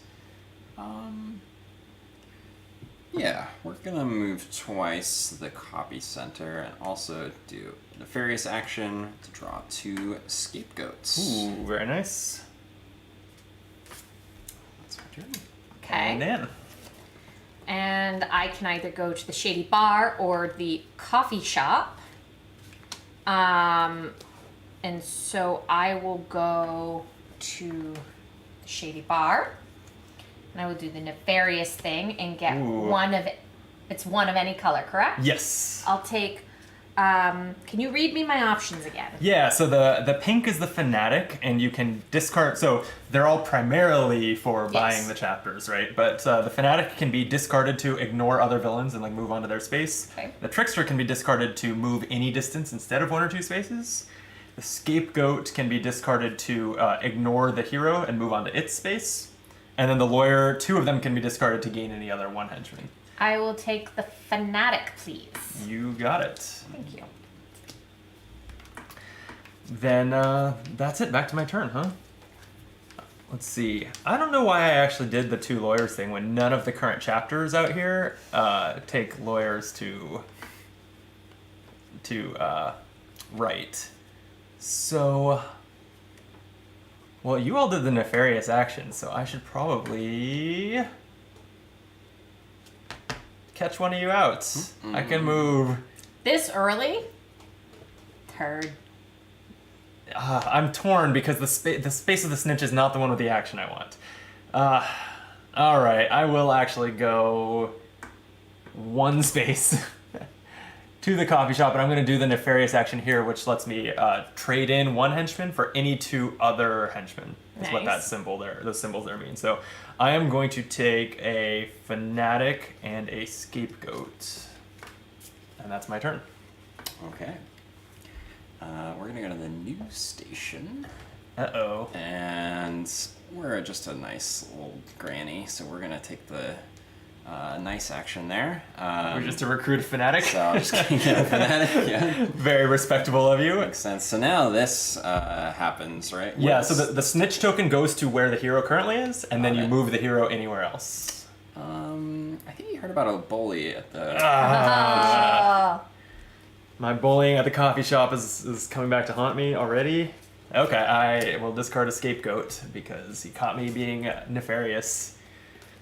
Alright. All right, Anne. And I will come to the copy center and take 2 scapegoats, please. Okay. Thank you. Oop. Oh, Just gonna throw some stuff around. all right. This game is snappy. These turns are fast. We've like taken 2 turns each already. Yeah, it's real It's been quick. like 3 minutes. Let me. I'm gonna go to secret lair. I think I want to That's gain it. Oh, that is you. Okay. I'm gonna go to the secret lair. And here in the secret lair, there's only the reputable action. But the hero can't go here, by the way. So no chance of that ever being blocked from us or us being caught out. I'm going to gain a new gadget, which currently makes me realize I have not read the options. Oh, yeah. We've got the writing assistant, move one of your chapters to any position in your book, or the pen of artistic liberty. When writing a chapter, do it for one less henchman than shown. Wow. I think I'm going to take that one. That's pretty good. Yeah.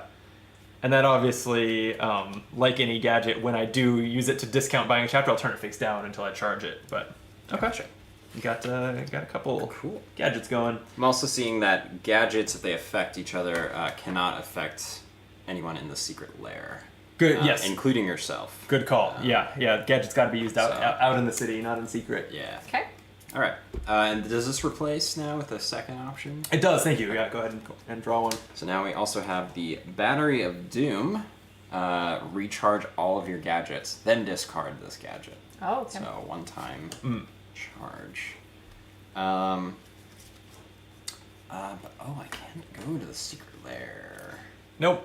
Fortunately. Unless you have a trickster. No. Which one is the one that lets you ignore other villains? The fanatic. Fanatic. If you want to spend one, you can come hang out with me. Gadgets are pretty good, I feel like, but yeah, we're gonna do that. So Oh, wow. Okay. I'm gonna discard this to go here. Hola, abuela. I was eyeing this writing assistant. Okay. It's gonna be useful. And the new gadget is the freeze ray. Choose a villain. They may move only one space each until they reach the coffee shop. You got to get some coffee to warm up. Oh, dang. And that there is this snowflake token that I believe is for like putting that on a villain to awesome. remind them of that. So I'm going to go to the news station, and I'm going to do the, what's the hand grab? Move your plagiarism token. Oh, so you okay. can gain 2 tricksters or move your token, but you haven't plagiarized yet, so... And I'm going to do the gain 1 fanatic. Oh, okay. And then can I buy a chapter when... No, that is one of the actions That that is you one see of on the these actions. in Okay, cool. the shady bar or the coffee shop. So you really can't you can't write a chapter without a beverage of some kind. Got it. So it's like That is hilarious. It's the whole, you gotta like go to Starbucks with your laptop, like Yeah. make it known that you're a writer. Right, yeah. What's the point of writing a in book? public? What's the point of writing a book if no one knows you're writing it? Exactly. Sounds about right. Oh, yeah. Okay. I am thinking about writing chapter 13. I've got the henchman for it, and I could go to the shady bar. But do we feel like that's a good chapter? Yeah. I can get this started. I will move 2 spaces to the shady bar, take the respectable action, and I'll go ahead and use my pen of artistic liberty, so I will discount this by henchman. And so I don't need a fanatic, I will just spend one of any henchman, which is a lawyer. And my chapter 13, is about, or the advice within is, spend a month butchered that. Great, we'll cut it out in post. No, not really. Spend a month poking holes in every umbrella you find. Wait for a rainy day, and then make a fortune selling ponchos. Love it. All right, that is the one and only chapter in my book, and that's my turn. We refill? We do. Chapter 21 is available. Alrighty. In that case, I'm gonna go to.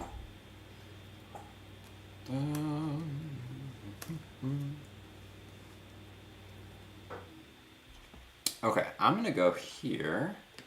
I'll take the nefarious action to get 2 lawyers. 2 lawyers hanging out at the junkyard. Yeah. I'm worried about the snitch token, so I'm actually gonna use the ray of distraction. Oh, okay. So I get to move the snitch token to where the hero is, then move the hero. Oh, rude. Just so it's out of reach of Brandon. Luckily, we've all been respectable. Yeah, so I'll put him there, even though he's not gonna do anything. Okay. Shady bar. So I flip this ray of distraction, and that's my turn. Okay. Annie. I will do things and stuff and whatnot. Let's go to the mall. I'm gonna come 1, 2. That's the city hall, not the city mall. I was thinking of the song. Let's go to the mall. Can I? What's this one? That is to move a chapter in your book to any other location in your book. Yeah. I will do 1 green lawyer, please. Here you go. Thank you. Okay, so I'm in the shady bar. I think I'm just gonna move 1 space over here to the copy center and take the nefarious action to gain 2 scapegoats. Okay. All right. Okay. So. What's this one?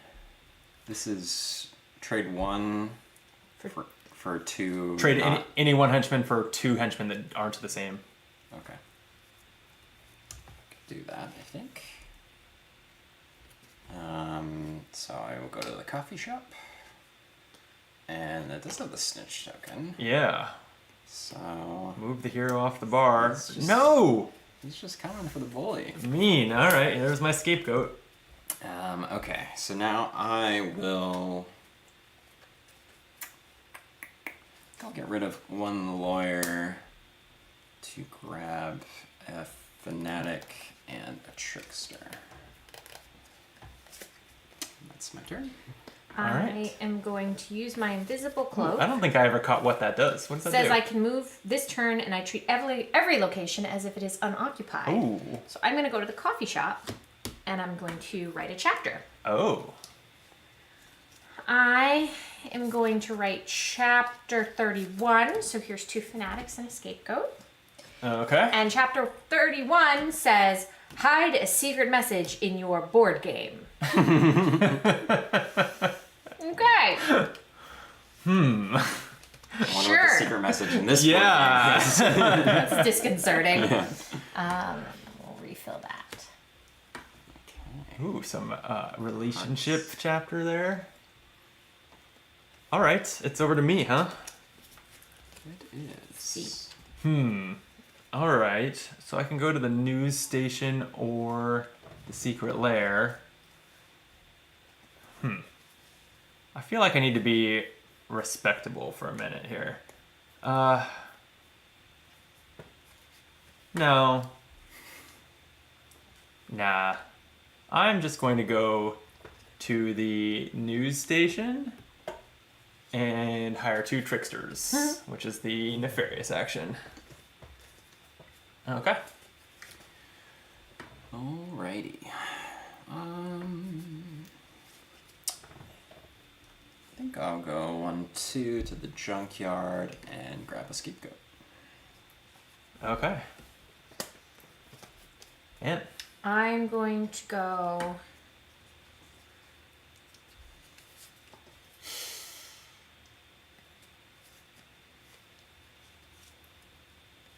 I just noticed that the shady bar is called Poor Taste, which is a good name for a shady bar. Yeah. That's hilarious. I guess I'm gonna go here.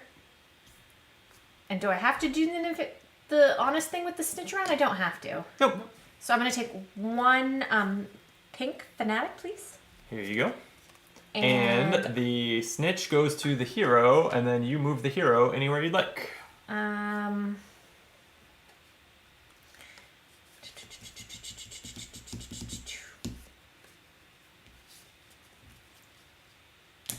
Oh, back to City Hall. Okay.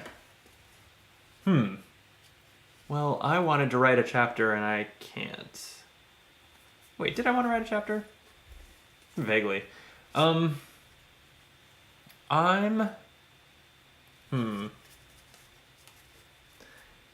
I think I'm gonna get even more villainous with more gadgets at the secret lair. So I'm gonna move here, take the freeze ray, Gadgets and gizmos aplenty. and then, as I recall, Drew has sicked the hero on me, and could have just now and didn't. So I'm gonna freeze ray Drew. Wow. I'm just gonna use this right now. Choose a villain. They may only move 1 space each turn until they reach the coffee shop. Oh. Oh, that's. Which actually is not that far from you, but Yeah. it at least limits your did- options this turn. I didn't want to go to the coffee shop this turn, unfortunately. Good, good, good. So, Yep. We'll just go there. And this goes back to here. We'll put the hero right there. Oh, man. I wanted to go to there. And this, I think I will... Yeah, we'll just be respectable. Take a trickster. Okay. Damn. Okay. So, here's the Earth. Timely reference. Oh, yeah. Around.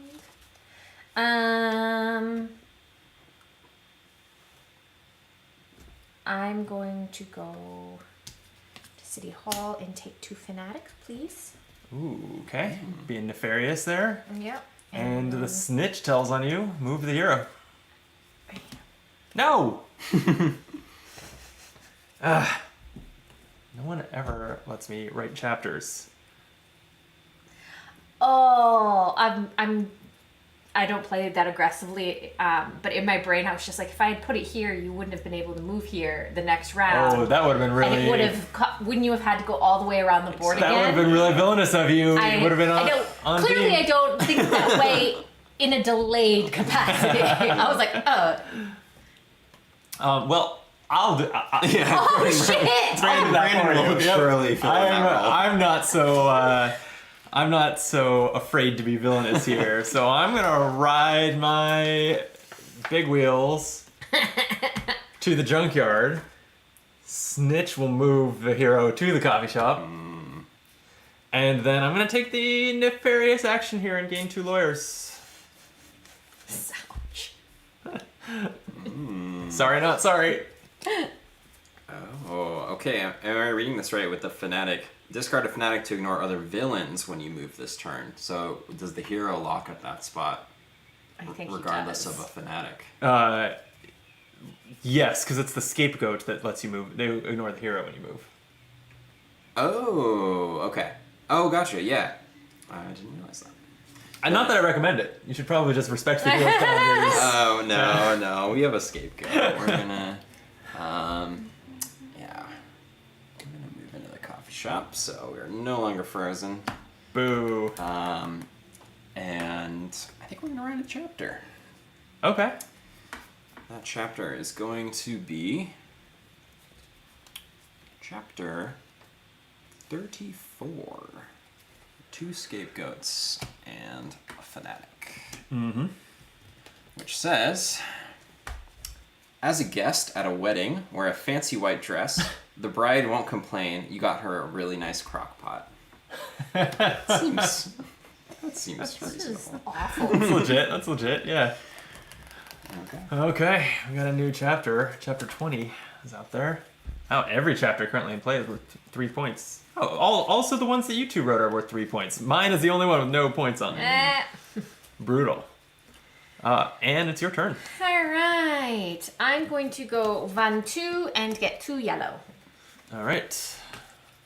Thank you. Right, I still want to. Okay. I'm gonna just scoot over here to the shady bar and be respectable, writing a chapter here. So I'm gonna write chapter 21. I don't have my gadget up that gives me a discount, so it's gonna cost me 2 tricksters and a lawyer. Chapter 21 is run a free proof. Sorry, that's cracked me up mid. Run a free proofreading service. Like, run a free proofreading service, but there's a typo in proofreading. Oh God. Nice. Okay, that's my second money chapter. And then I get to move the snitch to the hero and send the hero at Anne. And you took the nefarious action, right? I did. So you're gonna have to discard a scapegoat or 2 other henchmen.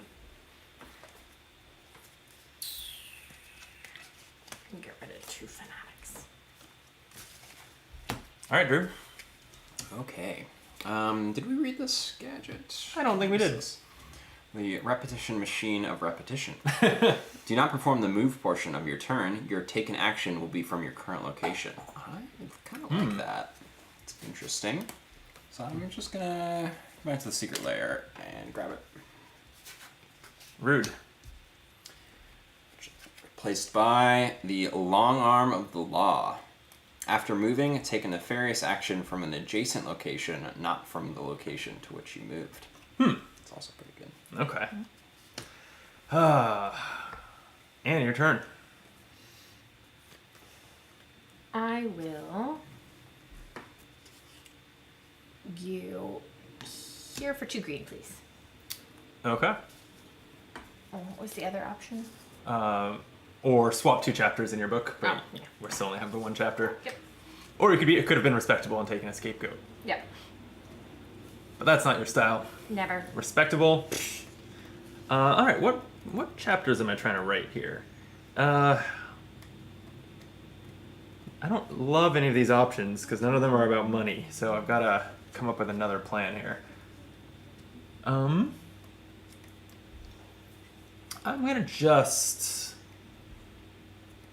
gonna move 2 spaces to the copy center, but be real respectable. Just take a trickster. Tricksters hang out at the copy center. I guess they're like photocopying their butts or something. Okay.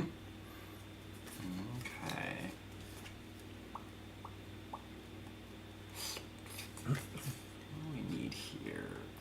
Still laughing about that run of free proofreading service. That is, I can't remember the last time reading flavor text I had to stop in the middle because I was laughing. That's pretty great. Okay, we're gonna go 1, 2, City Hall. and just take a lawyer. Okay. All right. I'm gonna go 1 and write a chapter. Ooh. I'm going to. So if I have 2 lawyers and it says discard 2 lawyers to gain any type of henchman, is that my move, or can I do that and write my chapter? The latter. You can do that and write your All right, chapter. I'm gonna do that. I'm gonna take 2, and I need a blue, please. Okay. And then I will use 2 scapegoats and a trickster to have chapter 27. No, I wanted chapter 27. Chapter 27 says, alter someone's microwave so it makes noise. The light comes on and the plate spins, but it doesn't actually heat their food. Oh, that's a rough one. That's really funny. Okay, we got a new chapter out there. Chapter 40. It goes that high? Okay, all of these are about action. Someone's got to go for action. And maybe it's me, because it's my turn, huh? Let's see. I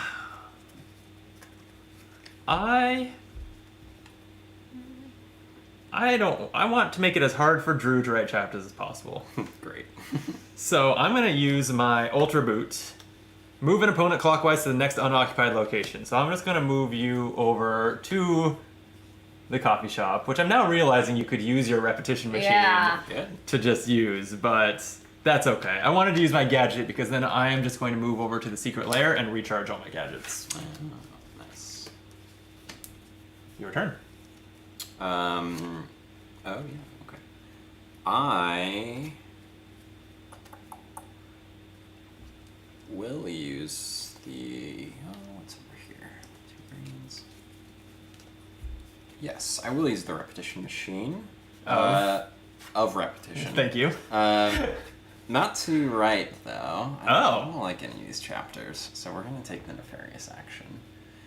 Interesting. And we're gonna throw away 1 trickster for a scapegoat and a fanatic. I didn't see that coming. Okay, Anne. Okay. I'm going to go here for 2 fanatics, please. There you go. Thank you. All right. Also, do I want to write a chapter here? I can go to the Shady Bar. I've got my pen charged up. Well, here's what I'm gonna do. First, this is part 2 of my villainous plan. Moving you to the coffee shop is now I'm gonna freeze ray you. Oh wait. Okay, so we need to. The rule book is very simple. I guarantee you, it doesn't cover this. If I freeze ray you at the coffee shop, are you just immediately thawed because you're already at the coffee shop, or is it until you make it around to the coffee shop again? This just says choose a villain. They may move only one space each turn until they reach the coffee shop. I think It might be that. I think it's a house rule at this point. I think you have to decide the spirit of the rule, which is to slow them down. Him being on the spot is. I feel like it's pretty mean. I feel like this card is a little. Despite this game being about being mean, it's not that mean a game. I think probably it doesn't work like I want it to. Yeah. Um, To be fair, though, moving 1 is not horrible when you're skipping all of these, like, over... Yeah. That's true. over That's at, true. like, other Yeah. It's locations, but... like 2 turns. Yeah. Pretty yeah, much to it get it on takes the board. away your Takes options. away my options. Yeah. Okay, well, let me just head to the junkyard then, where I'm gonna be nefarious and take 2 lawyers. All right. Okay. Well... Well. Abuela. I'm gonna go to the secret lair. And... I think I'm gonna take the long arm of the law. Ah, you love your gadgets. Yeah. This is the last available gadget, actually. The Brilliant Disguise is up. Move to the hero's location as the move portion of your turn, ignoring distance and villains. It's pretty good. My turn? Your turn. I'm going to move 1 for 2 blue, please. Okay. Thank you. And everyone's following the 7-card hand limit, right? Yep. Okay. Yeah, I've got a lot. I gotta do some writing. Luckily, I'm right next door to the Shady Bar, so let's go. Chapter 24 feels right because I already have Chapter 21 written. So I'm going to use my pen of artistic liberty for a discount and not have to spend a scapegoat. So I will just spend a fanatic and a trickster. Chapter 24. Spend the day breaking into people's houses. Don't steal anything. Just leave random traces of maple syrup on the furniture and doorknobs. Yeah, this is the one we read as an example during the Learn to Play. Yep. That's a good one. It's a good one. So, okay, I'll put that over here on the right side of my book and call that a turn. Oh, no. More relationship chapters for you, Drew.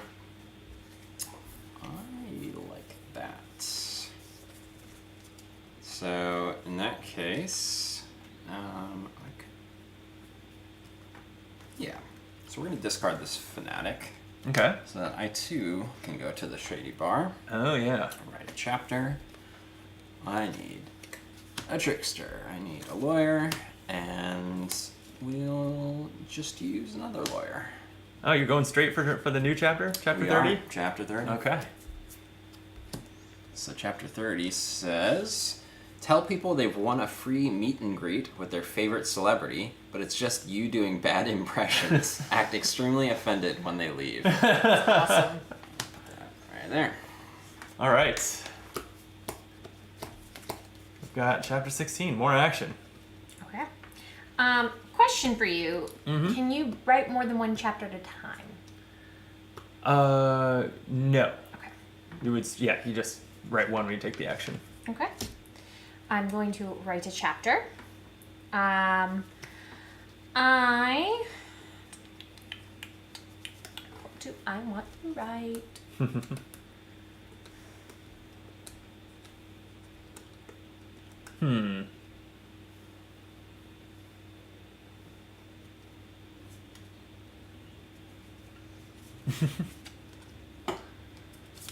What are you gonna write?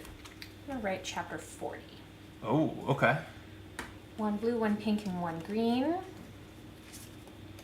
And it says, swap all push and pull signs on every door in the city. 2 weeks later, do it again. All right. And I also get to move the snitch. You do. So the Um, Smidge goes to the hero, Yeah. and then it's move the hero wherever you'd like. But we've been respectable, so no catching us here.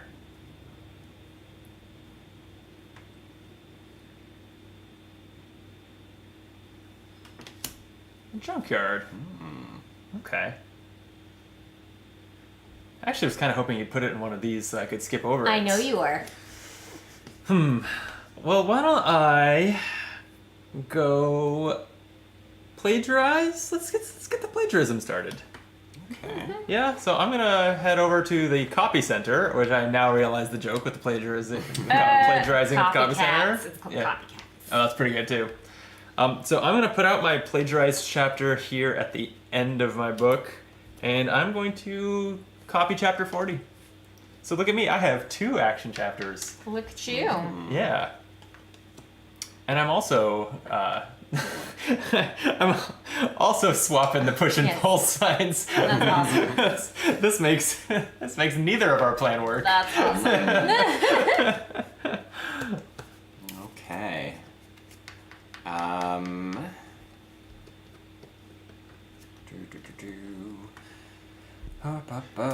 Let's go. And remember, the game ends when someone writes their 6th chapter. But was I clear that does not include plagiarized? Correct. So like if you plagiarize something, you'll have 7 total. Yes. Yeah. Yeah. Okay. I'm gonna go here and long arm of the law.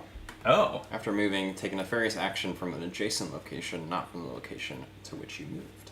Okay. And I don't know if I want to plagiarize. Do I want? I don't see why you would. We haven't written anything good. Yeah, so we'll just do the 2 scapegoats action there. Okay. So, what do we... Another rules question that I have now that, again, I'm sure the rulebook doesn't have because it's very short and simple. Does that qualify you as having done a nefarious action? I think so. Yeah, okay. That would make sense. So the hero can get you. Mm-hmm. And send him the hero. Going to get 2 yellows, please. All right. And you're moving the snitch to the hero, and the hero where? Coffee shop. Okay. And okay, I think that's all I can do. Okay. I would like to go to the coffee shop.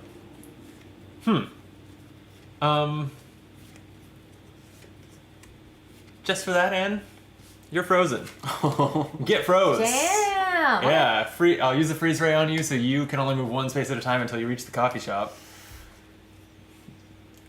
And then, here's how I can write a chapter. Check this out. I'm gonna use my Ultra Boot to kick Abuela, kick the manipulator to the next unoccupied location. So you're in the secret lair now. I can't use the action. And now I can move 2 spaces, 1, 2, to the shady bar and write a There you chapter. All according to my evil plan. Can you use both gadgets in the same turn? Yes. Okay. Yeah.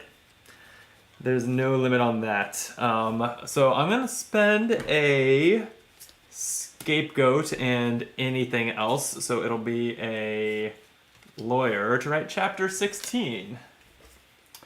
Build a device that makes every clock in the world 1 hour slow. Everyone will be late and they don't even know. They won't even know it.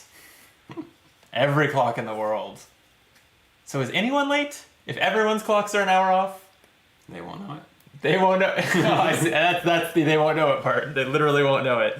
Okay, that's my 4th chapter. Sadly, it had to go down on the end of my row so that my chapters aren't in order. I'll have to try to fix that. But Drew's turn. Okay. Alright, we're gonna go to the junkyard and take some lawyers. And you got the snitch. I do. They're gonna go.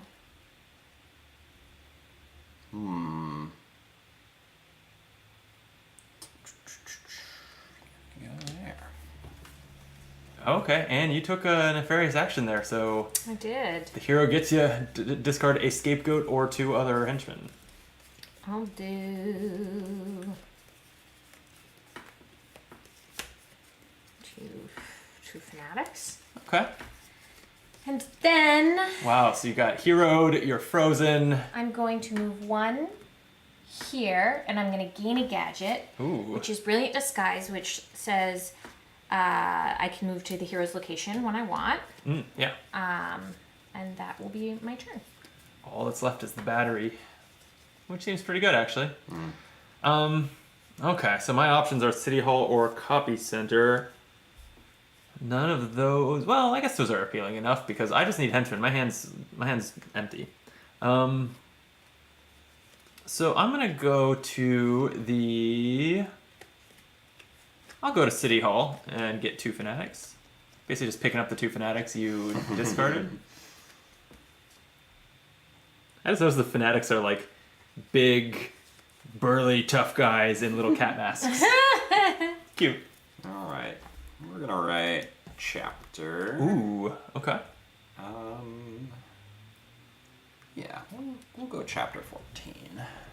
So 2 scapegoats, and we'll put it down there. What's it this all is- about? Yeah, adopt an adorable puppy. Oh no, I don't like where this is going. Parade her around town, and when anyone tries to pet her, snatch your puppy away and say, "No, she hates you," and walk away. That is my worst nightmare. Yeah. I love puppies. Poopies. Okay. My turn. Your turn. I will come here and get 2 green, please. All right, 2 lawyers. Thank you. Then I'm gonna go. Oh, we need a new chapter out here. Chapter 18. Ooh. I'm torn here because Drew clearly would love that. It's a different colored heart. But I don't really want it. Do I write it just to keep it from him? 3 of any color. Okay. I mean, if you write it for me, I'm copying that. Oh, that's true. You're just gonna Plagiarize it. plagiarize. All right, forget it then. I'll make you do it. Okay, none of these chapters are very writable for me, so I'm just gonna go to the copy center and help myself to 2 scapegoats. Okay. Well, I think we will go write it now. So I'll just spend a scapegoat and 2 lawyers. All right, chapter 18. I'm going to use my writing assistant. Move one of your chapters to any position in your book. Oh, nice. We'll just slot it in. And what's chapter 18 about? Oh yeah, I keep forgetting. That person you just met whose name you are struggling to pronounce, just make something up and call them that. It's fine. Brutal. Then Snitch is going to go to the hero, and I think No! the hero's going to come back to the copy center. Well, luckily the action I took there was to hire 2 scapegoats, so I'll just discard one of them. All right. Oh, it's the last heart you need. Well, now I wish I had done the yellow one so I could do that one too, and you couldn't plagiarize both. All right. I will move and write a chapter. Oh, nice. I'm going to do 2 yellows and a blue for chapter 20. And this says, steal 1 piece from every puzzle at the retirement home. Oh, that's pretty brutal. I played a prank like that. It was the only prank in my entire life I ever played on someone, and it might have been a little malicious, but we stole just one of every single pair of our counselor's shoes at this camp that I went to, so they had to wear mismatched shoes. Oh no. We got in a lot of trouble for that. It's the only prank I've ever played. That's a pretty good one. It was, well, I can say malicious prank. Did you at least steal a variety of left and right so that they could wear mismatched memory. I shoes? think it was like 11. Because if you stole like all left shoes that all they had was right shoes, that would be that's even worse. I don't remember, unfortunately. Okay. I don't know what I'm doing with myself here. All these chapters, don't all suck. I like chapter 36, an action chapter. But I can't write it anyway. Let's... What I'd really like to do is swap some chapters in my row too, because they're out of order. But I can't do that either. I guess I'm just gonna hop over to the secret lair and recharge my 3 gadgets. Mm-hmm. That's my turn. Yep. Alright, so I'm gonna go to the news station. We will grab 2 tricksters. And the snitch sees ya. Be risky, actually. Oh, no, you can move once, so I think we're safe. Okay. So we'll send the snitch over there. Send the hero. Coffee shop. Oof. Oh, that can be... Brilliant disguise. I'm Oh. to the hero. Oh! I'm unfrozen. I was just thinking about how mean it could be to send the hero to the coffee shop when someone's frozen and then they have to skip it. Oh, yeah. But you actually just let her teleport Yeah, it's there. fine, it's fine. I was trying to prepare myself. I'm like, yay! So I assume I have to. I can't. What can I? What can You still do one of the actions there, Can yeah. I do one of the actions? What do I got? What do I got? Oh, you can discard a henchman for 2 other henchmen or write a chapter.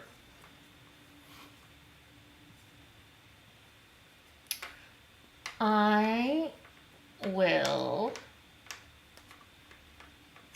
trade in 2 lawyers for blue and just leave Oh. it over there, so I will buy it. Oh, that's all it costs? Wow. Chapter 3 was just a scapegoat? Wow. Wow. What's chapter 3 about? It says, claim that you enjoy the taste of pickles. I do enjoy the taste of pickles. Thank you very much. This game was clearly created by a pickle hater. So this is scary because you have 5 chapters written. I do. And you're the last in the turn order, which means if you decide to write your 6th chapter, the game's going to immediately end. So... I also have 1 card. Just throwing that out That is good, and nothing out there gets written for 1. So I am going to go to the junkyard and swap 2 of my chapters because I think I get quite a bit more points if I can get these in the right order. Mm-hmm. That's it. Alright, I'm gonna go to the secret lair and refresh all of my items. Okay.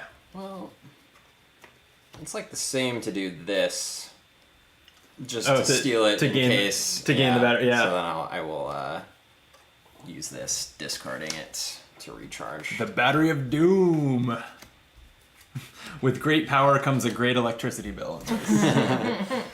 Nice. Okay. And try not to end the game. I'm going Please. to... Just for some funsies, Oh no. I'm going to use my trickster to discard the distance limit. And I'm going to go all the way around to the plagiarize, just for shits and giggles. I'm going to plagiarize a chapter. I want to Okay. plagiarize... Nobody has 1 lower or higher than me, and that kind of sucks. But I'm going to go ahead and plagiarize chapter 24. Rude. Okay. Okay. So now we're both breaking into people's houses and putting maple syrup on everything. That might be the worst one out of all of them. Hey, friend of the show, Kyle's in the chat. Hi, Kyle. Hi, friends, it says. Okay, my turn, huh? What am I doing? I feel like any turn could be my last. So, I have no cards. I better go write a chapter. I'm gonna go to the shady bar. Oh, I didn't do this. by the way. Oh, yeah. Then hold on, let me back up. Just forget that you know where I want to go. And that's probably where I would have moved him, to be honest. It's fine. If you move him there, I can move 2 spaces Okay. and write 1 there, so it doesn't screw me up that much. Up to you. I'll put him here, though. Okay. Then I will go to the shady bar and write a chapter. Fanatic scapegoat. Okay, let me actually hold on to my scapegoat. I'm going to use my pen for the discount. Write chapter 36 just using a fanatic and a wild, which will be a lawyer. Chapter 36 will slot over here. It's the last chapter of my book for now. Tunnel beneath people's houses. Release moles wearing party hats into their bathrooms. Mwahaha. It's that's just weird. I don't even know if that's that funny. That's a weird thing to do. It's a weird thing to do. Oh, is there more? Are there more than 4 colors of I would assume there's hearts? at least 5 because the scoring goes up to 5 Oh, different yeah, I colors. didn't know there were black hearts. Okay. Which I don't know if I'll have time to get all of those, but Yeah. Oh, and that one costs 3 tricksters. Yeah. Dream. Probably not something that you just happen to have. All right, we're gonna Ray of Distraction. So we're gonna move the snitch token to where the hero is, then move the hero. So that goes there. Mm-hmm. Hero goes here. Okay. Hmm. No. Hero goes there. Brutal. Actually, it doesn't matter because now I'm about to move twice and take this action. So I'll get 2 fanatics. Ah, and then Move move, again. move the hero Move it again. again. So the one way it mattered is now it can't be at the coffee shop after you move it. Yes.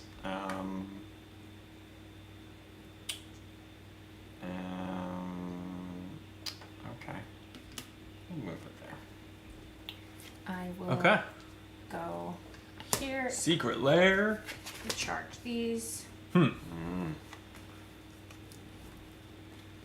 Okay. Well, let's keep Drew from. Well, I was gonna freeze Drew so that he can't get to the coffee shop and write a chapter, but he'd probably be just as happy plagiarizing. So. Plagiarizing just gives you points. It doesn't actually move you towards the finish. Oh wait, no, never mind. He wouldn't really be that happy plagiarizing. None of us have written the relationship chapters. That's all that's out there, though. I don't want any of those.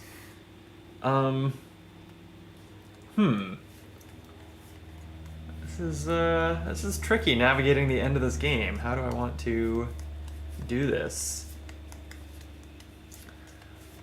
I'm just going to go to the coffee shop, discard a fanatic to get 2 scapegoats using the nefarious action there, and then I'm going to move the hero. I do think that's what Drew needs to write a chapter. We all need to write chapters. Yeah, but Drew's the one with only 4 chapters. He can't though there. Where do you play? You plagiarize at the coffee center. Okay, so no plagiarizing either, Drew. Okay. Alright, your turn. Okay. Well, I think we will go. It's interesting that it seemed like that moving the hero around was mainly to be cutthroat and make each other discard cards, but I'm doing it more to block locations. Blocking, yeah. Yeah.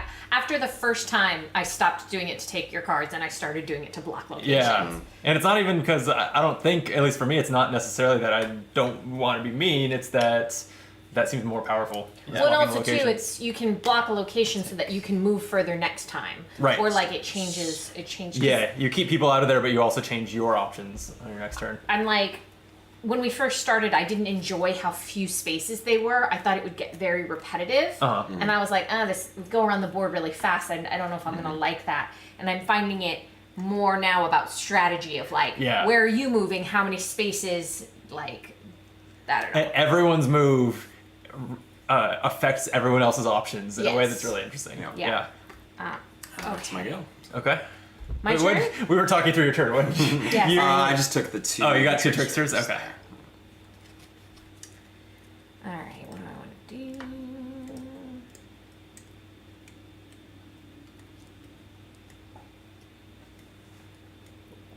What do you want to do? I don't know yet. Do you want to write a chapter about relationships, or relationships?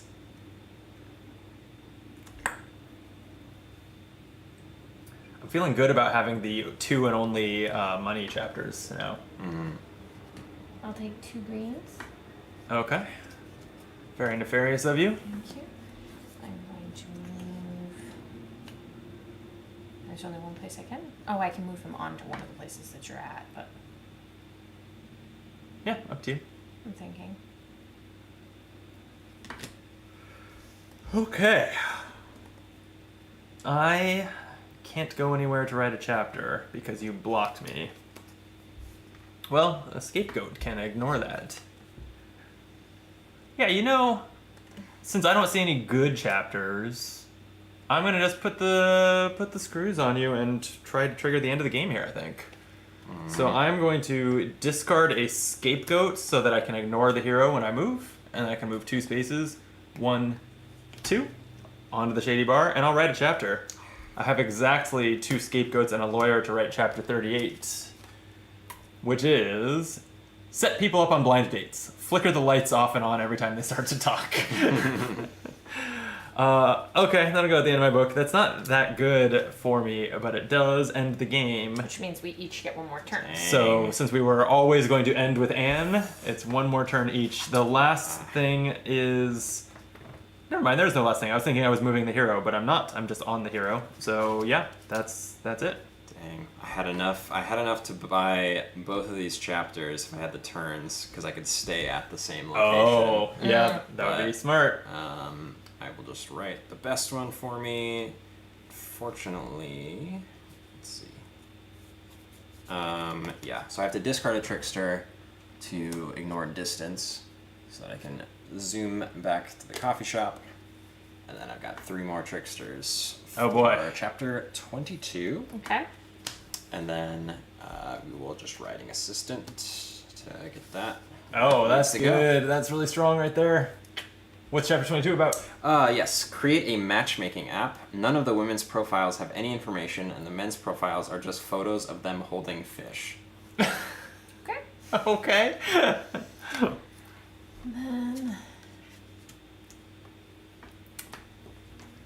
Excuse me. Chapter 2. Cheap. If you just have a fanatic, you can write that chapter. I'm going to... I get to move to the hero's location. So I get to come here. Oh, yeah, using your brilliant disguise. I Welcome. can charge in 2 to get 1 pink to buy this one. Yeah, 2 lawyers for a fanatic to write that chapter. Yep. Nice. So. That's the one I really need. You plagiarized. You should not have slotted Oh, in. yep, no, you are Yep. 100% right. You're 100% right. It matters. It My eyes does. are on you. Yeah. I wasn't, it was just the OCD in me. I promise I wasn't cheating. Wanted the off-colored card out of the way. Yeah. I was like 2-3. It's the order. Perfect. Yeah. Okay. That's the end of the game. Cool. So all that's left is to score our books. Do it. So Should we just go one at a time? yeah, you want to start us off, Drew? Sure. Yeah, my scoring's pretty simple, I think. So, they're all in an order. So 3 points for each. So 3 times 5 is 15. Pretty good. Then we've got points on the cards. So 16, 20, 22, 25. Wow. And then I have 4 hearts. So that's another 16 for the bonus. Oh, plus hearts are each worth 2 BP. Yeah. So you were at Okay, so 25. 25. They all have hearts. So that's 10. So 35 plus the 16 is 51. I feel like you did pretty well. Yeah. Grandma has lots of relationships. I'm going to use a calculator because Feel I free. can't do that in my head. How much? It's 3 for each in ascending. So 3 times 5 is 15. Let's start with 15. And then I have 2 of these masks. So I get 14 for that. 7, because it's 7 for the pair. God, yep. And then I get 3, 6, 9, 11. Printed on the... Printed on it. And plus remember your plagiarized. Oh, yeah. Oh, yeah, you It's get got 3 on it. 3 over here also. For the What one you was the plagiarized. symbol on that? That's action, so you haven't an gotten to action. that yet. So I Yeah. have 3 actions. So that's 3 each for 9. Yeah. And I have 1 heart. So that's worth 2 points? 2 points. Yeah.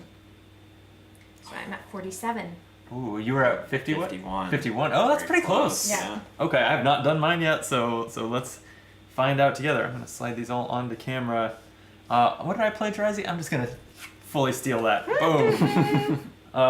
Okay, I have 5 chapters in order, and then the numbering breaks down. So 15 points. Did we all get 15 points from that? Mm-hmm. Huh. I guess that's the amount that it's feasible to do without too much trouble. Okay, so that's 15. Printed on them is another 6, 8, 10, 13. So I'm at 28. Action, I have 4 of them, so they're worth 5 each. So that's 20. Nice. I'm at 48. And then money is worth 1 each, 50 plus 10 because I have the most, 60. Oh, damn. And then I have the one relationship, the one heart that's worth 2 points. So Dang. 62. Nice. Yes. About time I win a game on here. Happens so rarely. Even when it's cooperative lately, I've been losing if the cameras are on. It's really funny. Good game, everyone. What'd you think? It's fun. Yeah. It's cute. It took me a little while to warm up to it. Like, I really, at first, the board was too small.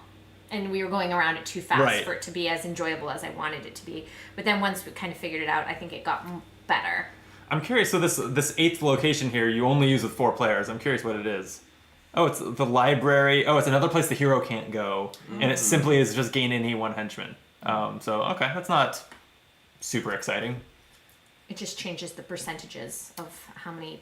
I think more than anything, Places are filled. more than anything, it gives you a little more space. Because if you were trying to put a 4th player on there, you would, You just only have 2 options. Yeah. Mostly. It's I love the writing and the atmosphere. Even though some of the chapters I thought were funnier than others, some of them were just like, huh, and others were like Little too absurd. laugh out loud funny. Yeah. Cool.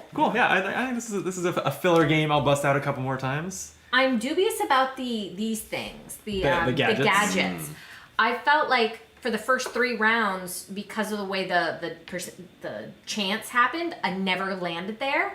So I didn't even have an option to buy them until there was only 1 left. Yeah. I was surprised how few of them there were. That in Yeah. a 3-player game we went through them all. And also too, it was crazy that like almost if you chose to stop there every round, you could recharge them every round, and I was surprised they were almost like infinite uses. I Yeah, anticipated it a little bit more like other games where it's like you use them once and then it's never again. Or, you have to spend like an entire turn going to Secret Lair and to recharge them. So if you have 4, you 3, Yeah. like you guys had a lot of power there. got good use out of them. And I have no I can't tell you how good the freeze ray was. Like how much did it matter that Yeah. in the end that I was freezing? If you hadn't moved it to the spot, then I would have taken 3 more turns to get there. So Yeah.